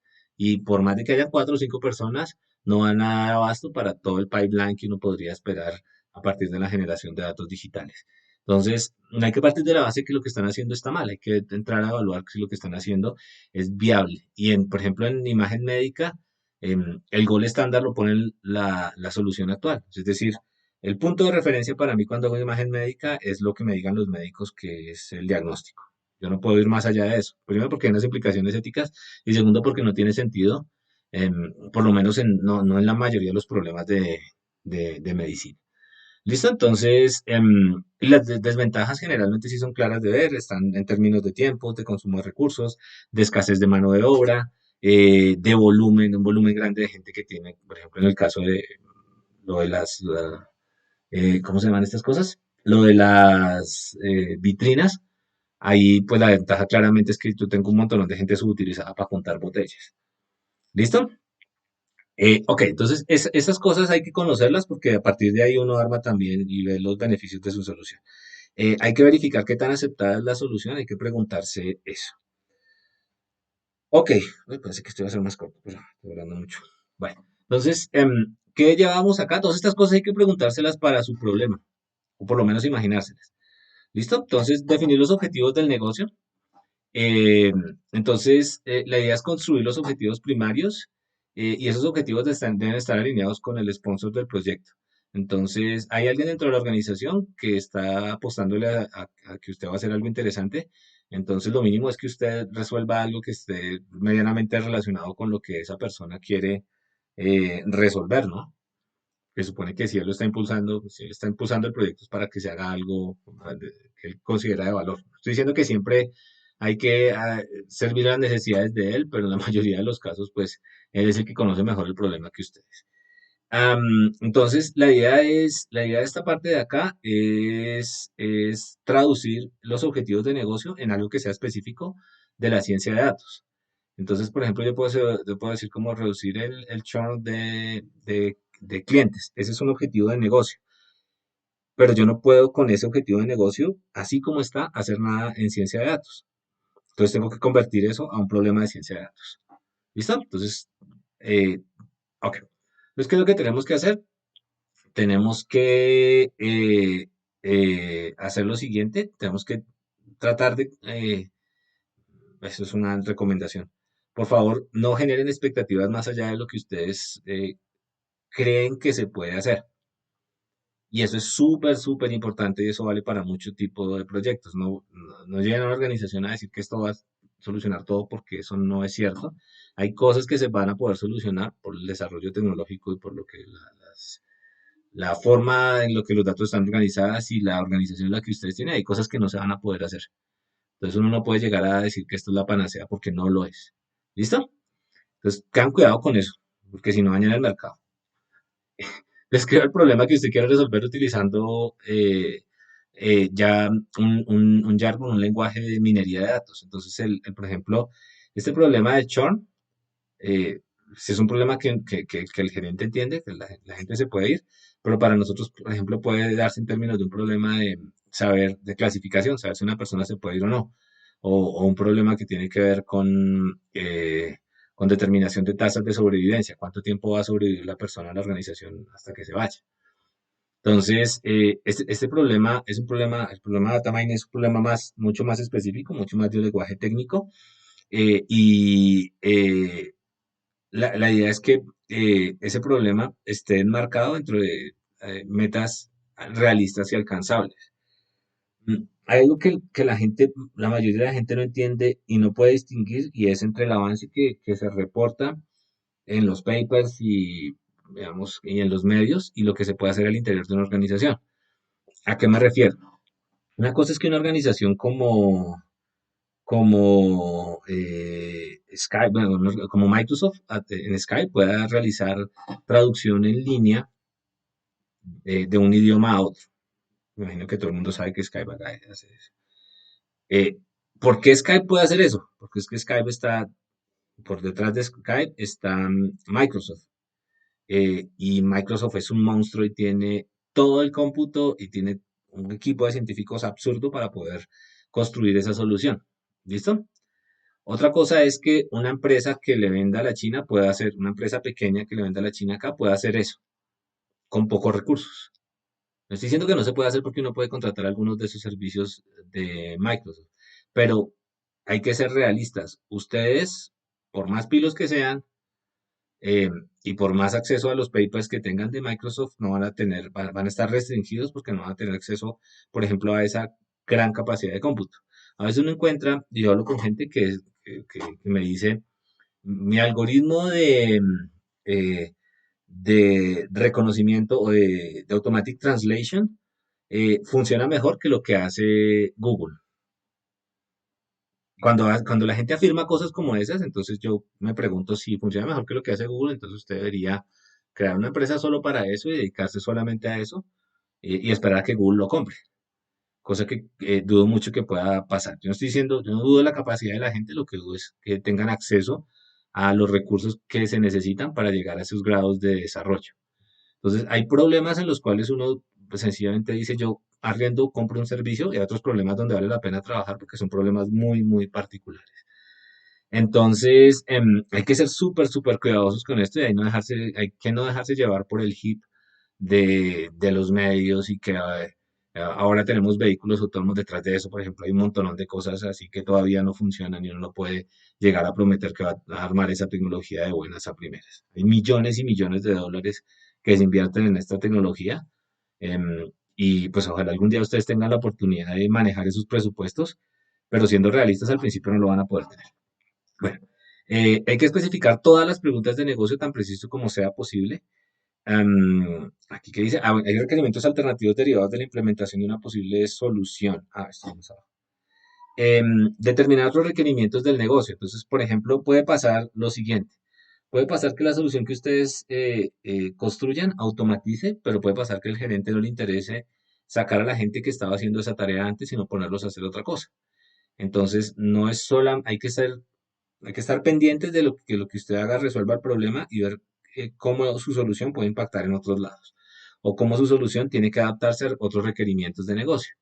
Entonces, pues, este es un ejemplo, ¿no? Entonces, yo quiero cautivar a los clientes sin necesidad de perder a otros clientes o mantener a los clientes que tengo sin necesidad, incrementando las oportunidades de venta. Entonces, no quiero que por el hecho de vender más combos pierda clientes. De pronto los clientes van allá y dicen, uy, aquí solo venden combos ya no me interesa comprar acá.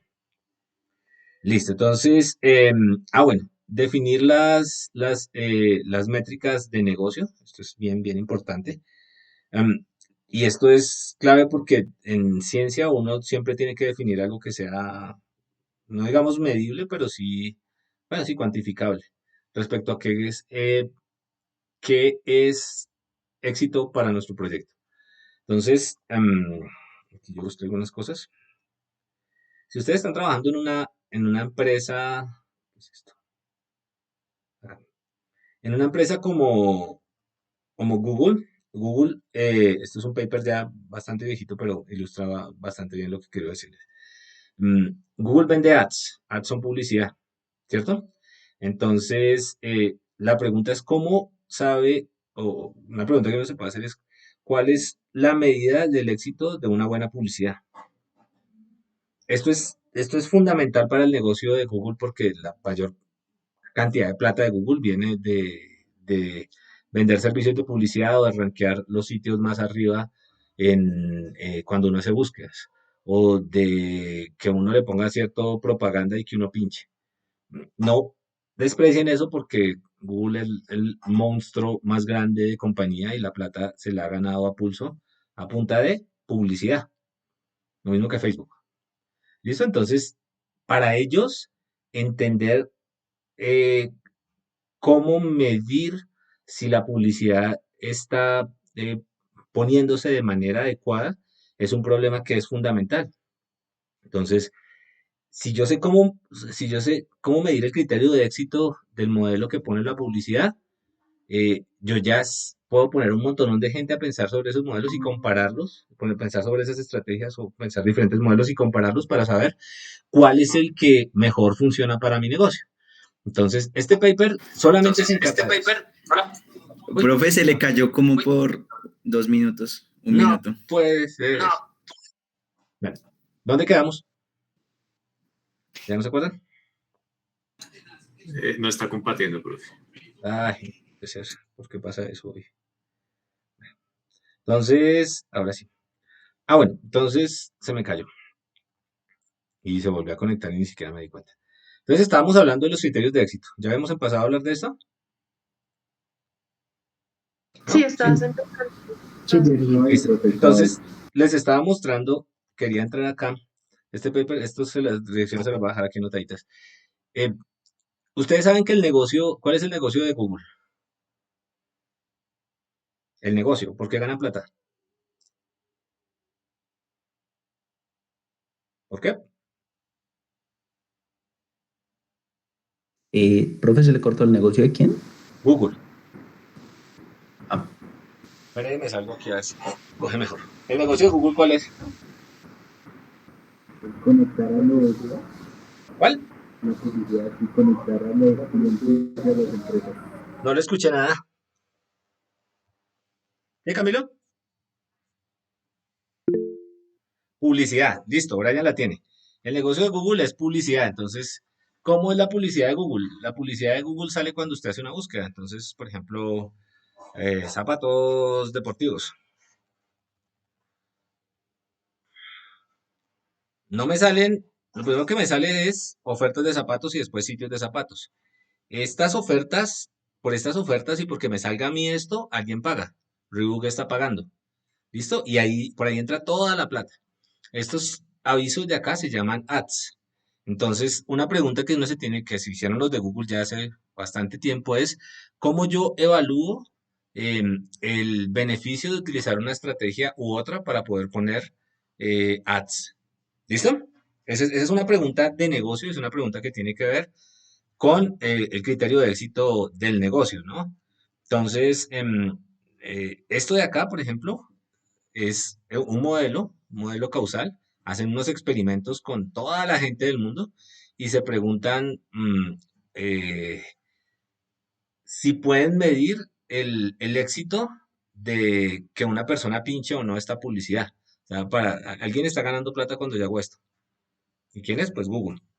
Ni siquiera el que vende el zapato.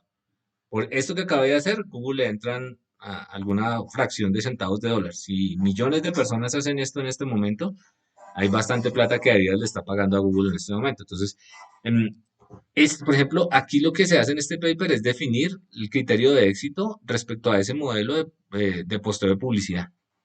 Y eso es fundamental. Si yo no sé si yo no sé, tengo una forma de evaluar cómo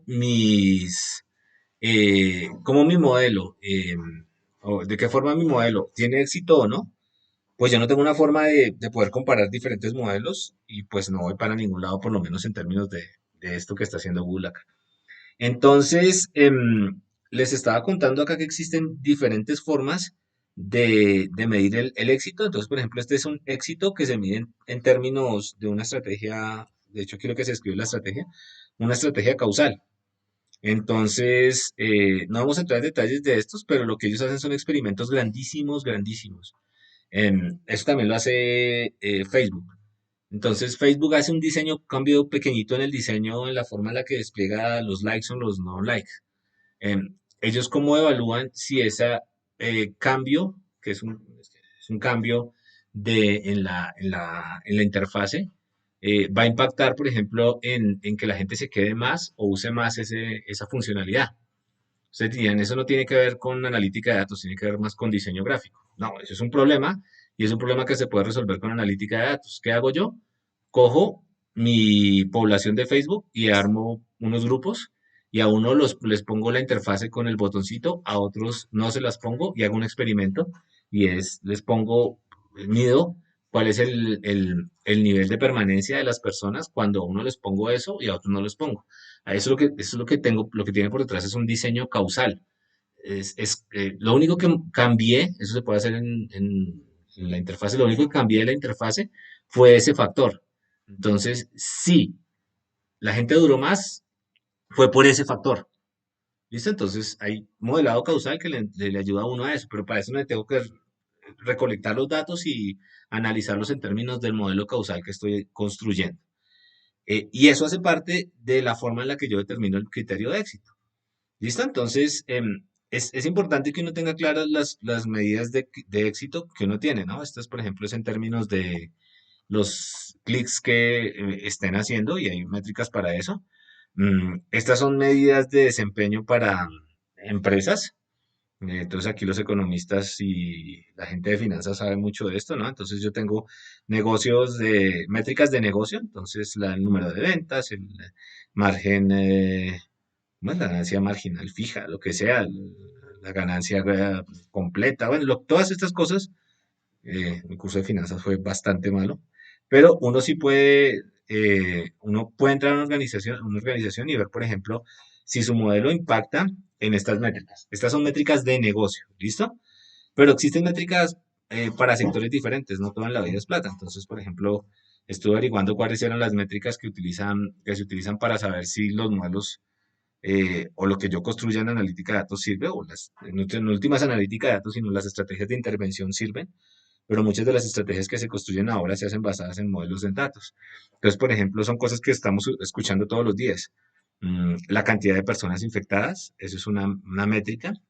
En los últimos días, la velocidad con la cual se está aumentando la cantidad de personas infectadas, la cantidad de personas muertas, la velocidad con la cual la cantidad de personas muertas se está infectando.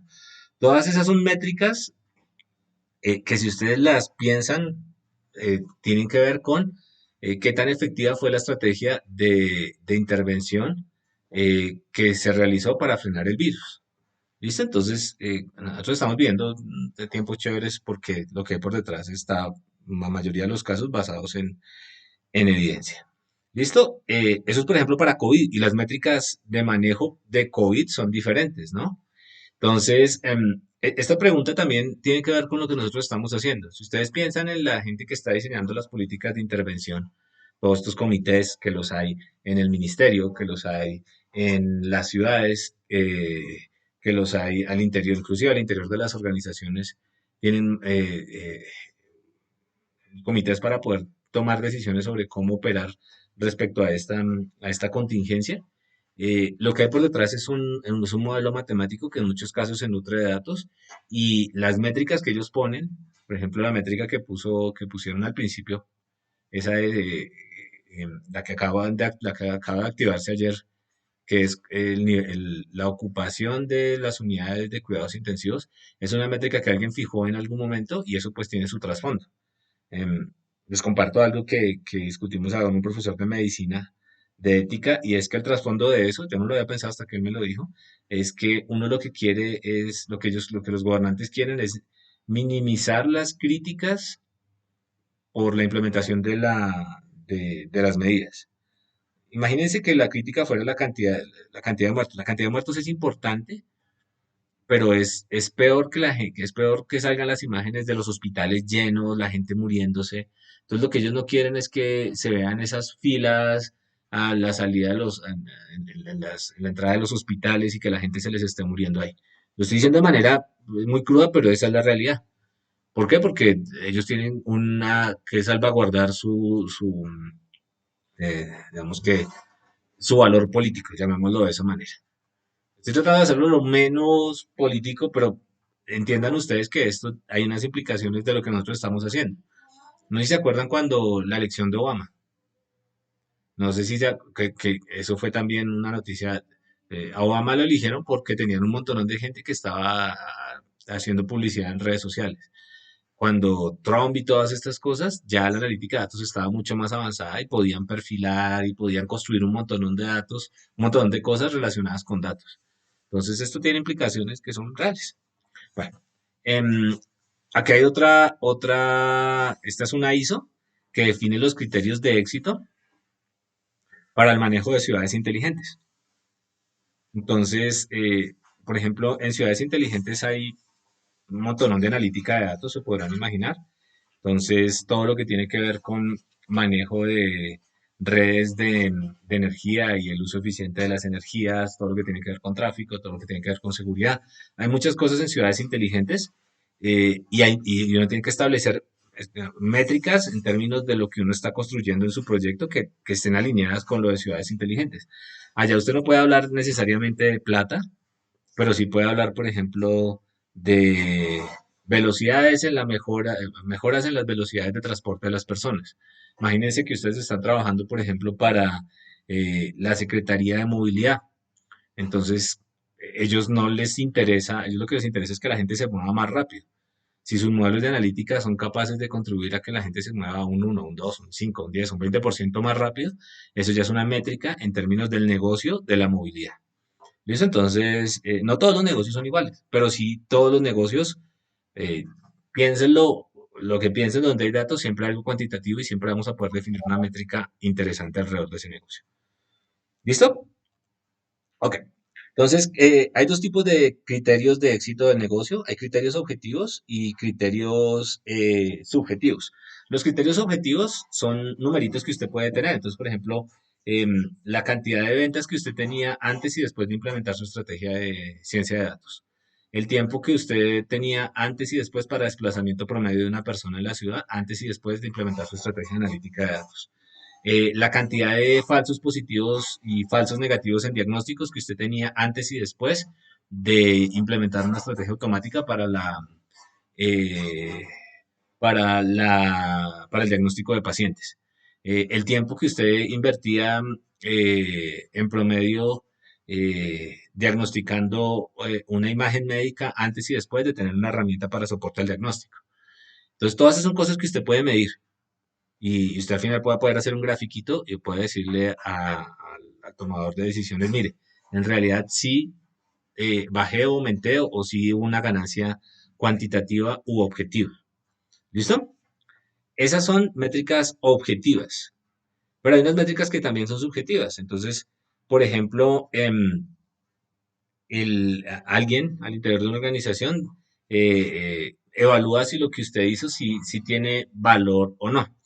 Entonces, descubrir clústeres de tratamientos efectivos. Entonces, la pregunta, en muchos casos, ustedes le dan los datos y usted, por ejemplo, le dan los datos y de distintos tipos de tratamientos. Uno lo que puede ahí es plantear un problema muy en abstracto, un problema combinatorio, encontrar los grupitos de tratamientos que son más efectivos. Piénsenlo con la vacuna de COVID. Ahorita tenemos un chorronón de vacunas y ayer China dijo que iba a empezar a pensar cómo iba a mezclar las vacunas. Ellos no van a decir, vamos a meter un poco, 10% de la de AstraZeneca, 20, y ellos lo que van a hacer es correr modelos computacionales para poder reducir el espacio de todas las posibles combinaciones y mezclas de esas vacunas. Ahí hay dos cosas, las vacunas, los porcentajes y sobre todo los tiempos de espaciado de aplicación de las vacunas. Eso no lo van a correr, no es que vayan a probar todas las posibilidades y coger segmentos de la población que podrían hacerlo en China porque hay mucha gente, pero lo que van a correr es espacios de búsqueda, entonces van a correr experimentos computacionales con eso. Entonces, ahí el punto es que, em, por ejemplo, descubrir combinaciones que tengan sentido desde el punto de vista biológico es una tarea que en sí un biólogo tiene que juzgar. Entonces, ahí hay un criterio subjetivo para poder decir que esta cosa, ese criterio subjetivo lo pone en últimas el biólogo y dice que esa combinación sí tiene sentido o no. No sé si ustedes conocen el modelo GCT.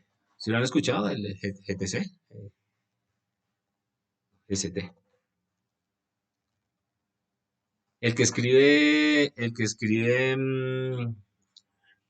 Bueno, hay un modelito que se hizo popular en los últimos meses porque escribe noticias y escribe poemas. Son modelos generativos que por debajo tienen redes adversariales para poder escribir noticias automáticamente. ¿Sí lo han escuchado? Sí. Sí, es como conocido. Entonces, Model Generation News Machine Learning. Yo no me acuerdo si es GTC o GPT, ese modelo. Para los que no lo sabían, que me imagino que lo saben, les informo, ahora existen unos modelos generativos que le permiten a usted, que uno le dice, escríbame una noticia sobre el COVID en Bogotá. Entonces él redacta automáticamente la noticia. Entonces, ¿cómo yo sé que la noticia es buena o no? Pues alguien la tiene que leer y tiene que emitir un concepto subjetivo sobre lo que está pasando. Entonces, eso ya se puede hacer, pero los modelos se evalúan en términos más subjetivos o toca construir un marco experimental para poderlos evaluar. Eh, bueno, estos son modelos de generación de lenguaje. Pero aquí, por ejemplo, se utilizan muchos criterios subjetivos para saber, por ejemplo, si un poema generado por él es bueno o no. Bueno, para hacer esto, la lista de tareas es documentar los criterios de éxito para este proyecto, asegurarse de que cada objetivo de negocio de los cuales ya habíamos hablado correlaciona con un criterio de éxito. Entonces, ustedes definen los objetivos de negocio y frente a ese objetivo de negocio deberíamos tener un criterio particular de éxito. ¿Listo? No, no, Manuel. Y necesitamos determinar, eh, necesitamos ponernos de acuerdo con los árbitros sobre las medidas subjetivas que vamos a utilizar. ¿Listo? Entonces, eso era cómo definir los objetivos del negocio. Ahora vamos a evaluar la situación. Ahora que uno, como dice acá, tiene claramente definida la meta de negocio, entonces vamos a ver, a responder las siguientes preguntas, que son lógicas, pero hay que hacerlas. La primera es si hay datos y qué tipo de datos disponibles hay para el análisis. ¿Listo? La segunda es qué tipo de personal se necesita para responder el proyecto. Entonces, eh, esta es una pregunta súper, súper importante. Una cosa es que yo vaya a un hospital y tenga acceso a toda la base de datos del hospital y otra cosa es que yo pueda resolver un problema, por ejemplo, en el área de radiología. Si yo no tengo tiempo del radiólogo o el radiólogo no quiere colaborar conmigo, no lo voy a poder hacer, por más que tenga acceso a los datos. ¿Listo? Porque los datos tienen que estar mediados por una interpretación de algún experto. ¿Cuáles son los mayores riesgos asociados al proyecto de analítica? Entonces, aquí les dejo un enlace con los riesgos para que se los piensen y los lean. Entonces, hay riesgos, como todo en la vida, hay riesgos de que yo no encuentre los datos, que el tiempo se me acabe. Hay un montón de riesgos. Eso lo pueden leer ustedes de acá. Hay riesgos relacionados con que algo pase al interior del proyecto. Entonces, por ejemplo, que se me pierda el computador donde tengo los datos súper sensibles y algo pase con esos datos. que no haya dimensionado bien mi presupuesto y al final necesitara más gente para hacer el análisis o más tiempo, que yo no utilice bien las estrategias de analítica, pero esto no debería pasar si yo tengo claro cuál es mi problema, que tenga datos de baja calidad, esto pasa muy comúnmente, a veces uno aborta los proyectos porque tiene datos de mala calidad simplemente al principio, que tenga condiciones de trabajo inapropiadas, em, esto no pasa ahora tan común, por no trabajar en la casa, que no haya un equipo definido, esto es el líder, pero esto no se hace solo, ustedes van a tener que trabajar con más gente y van a tener que asumir unos roles particulares y responsabilizarse de ciertas cosas. Si no existe ese equipo, no va a funcionar. Y así el equipo sean ustedes, ustedes van a tener que romper su tiempo en pedacitos para resolver ciertas tareas. ¿Listo? Que no se entienda la diferencia entre el científico de datos y el ingeniero de datos por parte de recursos humanos. El científico de datos es el que arma todo esto que estamos diciendo, el ingeniero de datos es el que se encarga de toda la ingeniería detrás de los datos, son dos cosas diferentes. Cuestiones de infraestructura, que no tengamos el especialista, no estemos con el especialista trabajando y pues intentemos volvernos especialistas de un día para otro, eso no va a pasar, ustedes no van a llegar al grado de conocimiento sobre un dominio que tiene, por ejemplo, un médico con 2 o 3 especializaciones. Em, Ok, esto es importantísimo, que no sepamos para dónde vamos en el proceso de ciencia de datos. Pero todo esto que estamos haciendo, y reitero, no es pérdida de tiempo, es para saber para dónde vamos. Bueno, para los riesgos, para cada uno de esos riesgos, nosotros debemos tener un plan de contingencia. Entonces, pues plan de contingencia es qué voy a hacer si pasaría eso. Entonces, aquí está el ejemplito. Aquí básicamente el personal con el que yo voy a poder interactuar al interior de la organización. Acá los datos que yo tengo y aquí los riesgos, y se habla un poco de la mitigación de los riesgos. No lo voy a leer, no hay mucho que comentar. Bueno, entonces después de eso yo necesito hacer un inventario. Entonces, yo ya más o menos sé qué voy a necesitar, todavía no tengo el proyecto bien definido, la pregunta de analítica de datos, pero yo ya sé por dónde estoy metiéndome, ¿cierto? Entonces, yo ya sé, por ejemplo, si voy a necesitar, si ya tengo la data estructurada, el problema es posiblemente más fácil dependiendo del tipo de problema. Si tengo un experto al lado, pues ya no voy a necesitar contratar un experto, que a veces es necesario para ciertos proyectos. Eh, y si ya, dependiendo de la organización donde estoy trabajando, no es lo mismo si trabajo en el éxito que si trabajo para una empresa pequeña. Entonces trabajo para el éxito y quiero resolver un problema que tiene que ver con los millones y millones de clientes del éxito. Seguramente voy a necesitar bastante hardware. Y con el computador que me asignen en la oficina no voy a poder hacer mucho.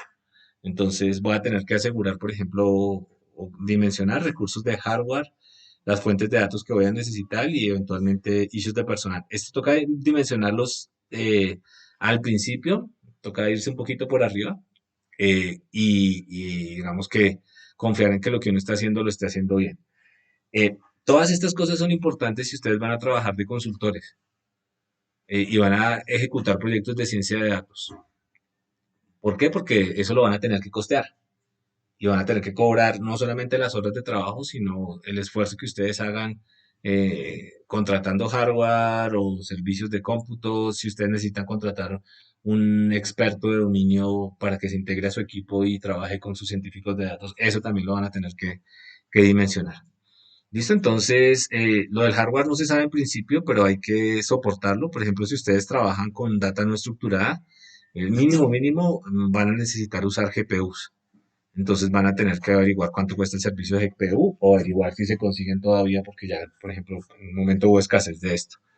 Ok, identificar las fuentes de datos y las fuentes de conocimiento. Entonces, esto de acá lo pueden leer, pero estas cosas ya son más de negocio. No, de negocio no, del negocio de data mining. Entonces, ¿cuáles son las fuentes de datos que están disponibles para hacer minería de datos?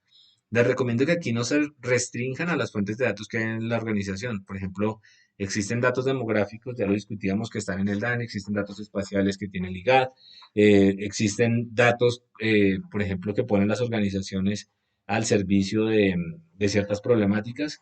Por ejemplo, esta mañana discutía sobre los datos de movilidad de Facebook, que nos dicen cómo se está moviendo ahorita la gente. y eso sirve para hacer proyección de riesgo de contagio en COVID. Google tiene, no, Facebook tiene unos, Google tiene otros, y por ejemplo, uno escarbando se da cuenta que hay una iniciativa que tiene los mismos datos localizados a nivel de barrio. Entonces, con esos datos uno podría empezar a hacer cosas en ese sentido. Entonces, hay que tener digamos, la mente muy abierta respecto a qué fuentes de datos uno podría utilizar. Recuerden que están las fuentes de datos de data pública, ¿cómo se llama? El Open Data de aquí de Colombia, ¿cómo es que se llama? ¿Datos abiertos? Sí, creo que es esa.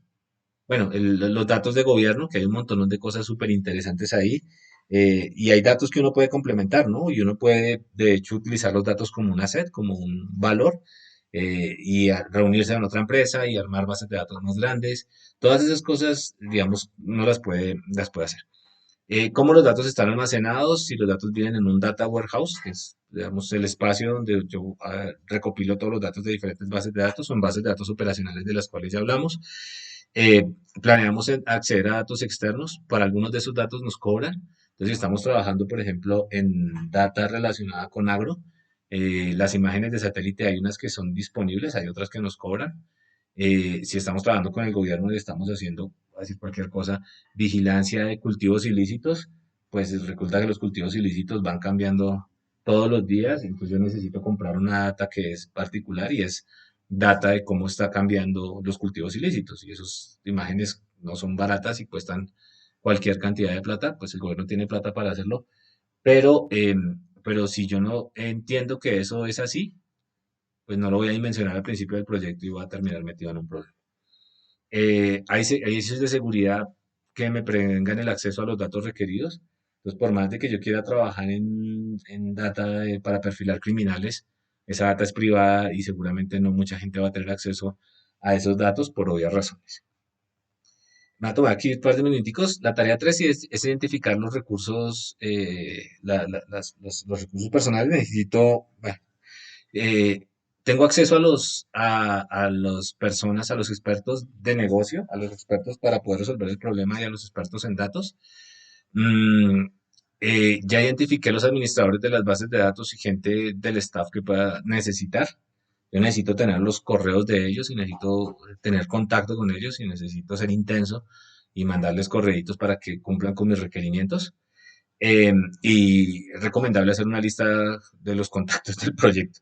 Eso, por ejemplo, para la gente que trabaja conmigo, eso es lo que hace Luz y es súper, súper, súper, súper útil. Listo. Entonces, acá. Eh, Ay, no, no se alcanza. Lo voy a dejar por acá, pero parece que ustedes tienen que leer esto que está acá. Me faltó solo este pedacito de acá, dos hojitas. No es tampoco tan grave si tienen líos, pero ¿cuál es mi expectativa? Mi expectativa es que la otra semana ustedes ya vengan con una primera versión de todos estos elementos para la organización que ustedes tienen. Lo primero que ustedes me van a decir, profe, yo no tengo acceso a la organización. Listo, entonces vamos a hacer una salvedad ahí. Puede que no tengamos acceso a la organización, pero sí tenemos bastante imaginación e experiencia sobre cómo puede estar funcionando la organización. Entonces, habrá algunos de esos términos que no vamos a poder definir claramente, pero leyendo de la página de la organización, buscando un poco, enterándonos un poco, podemos identificar las metas de negocio y tratar de bajar a un problema sobre el cual podamos tener alguna expectativa.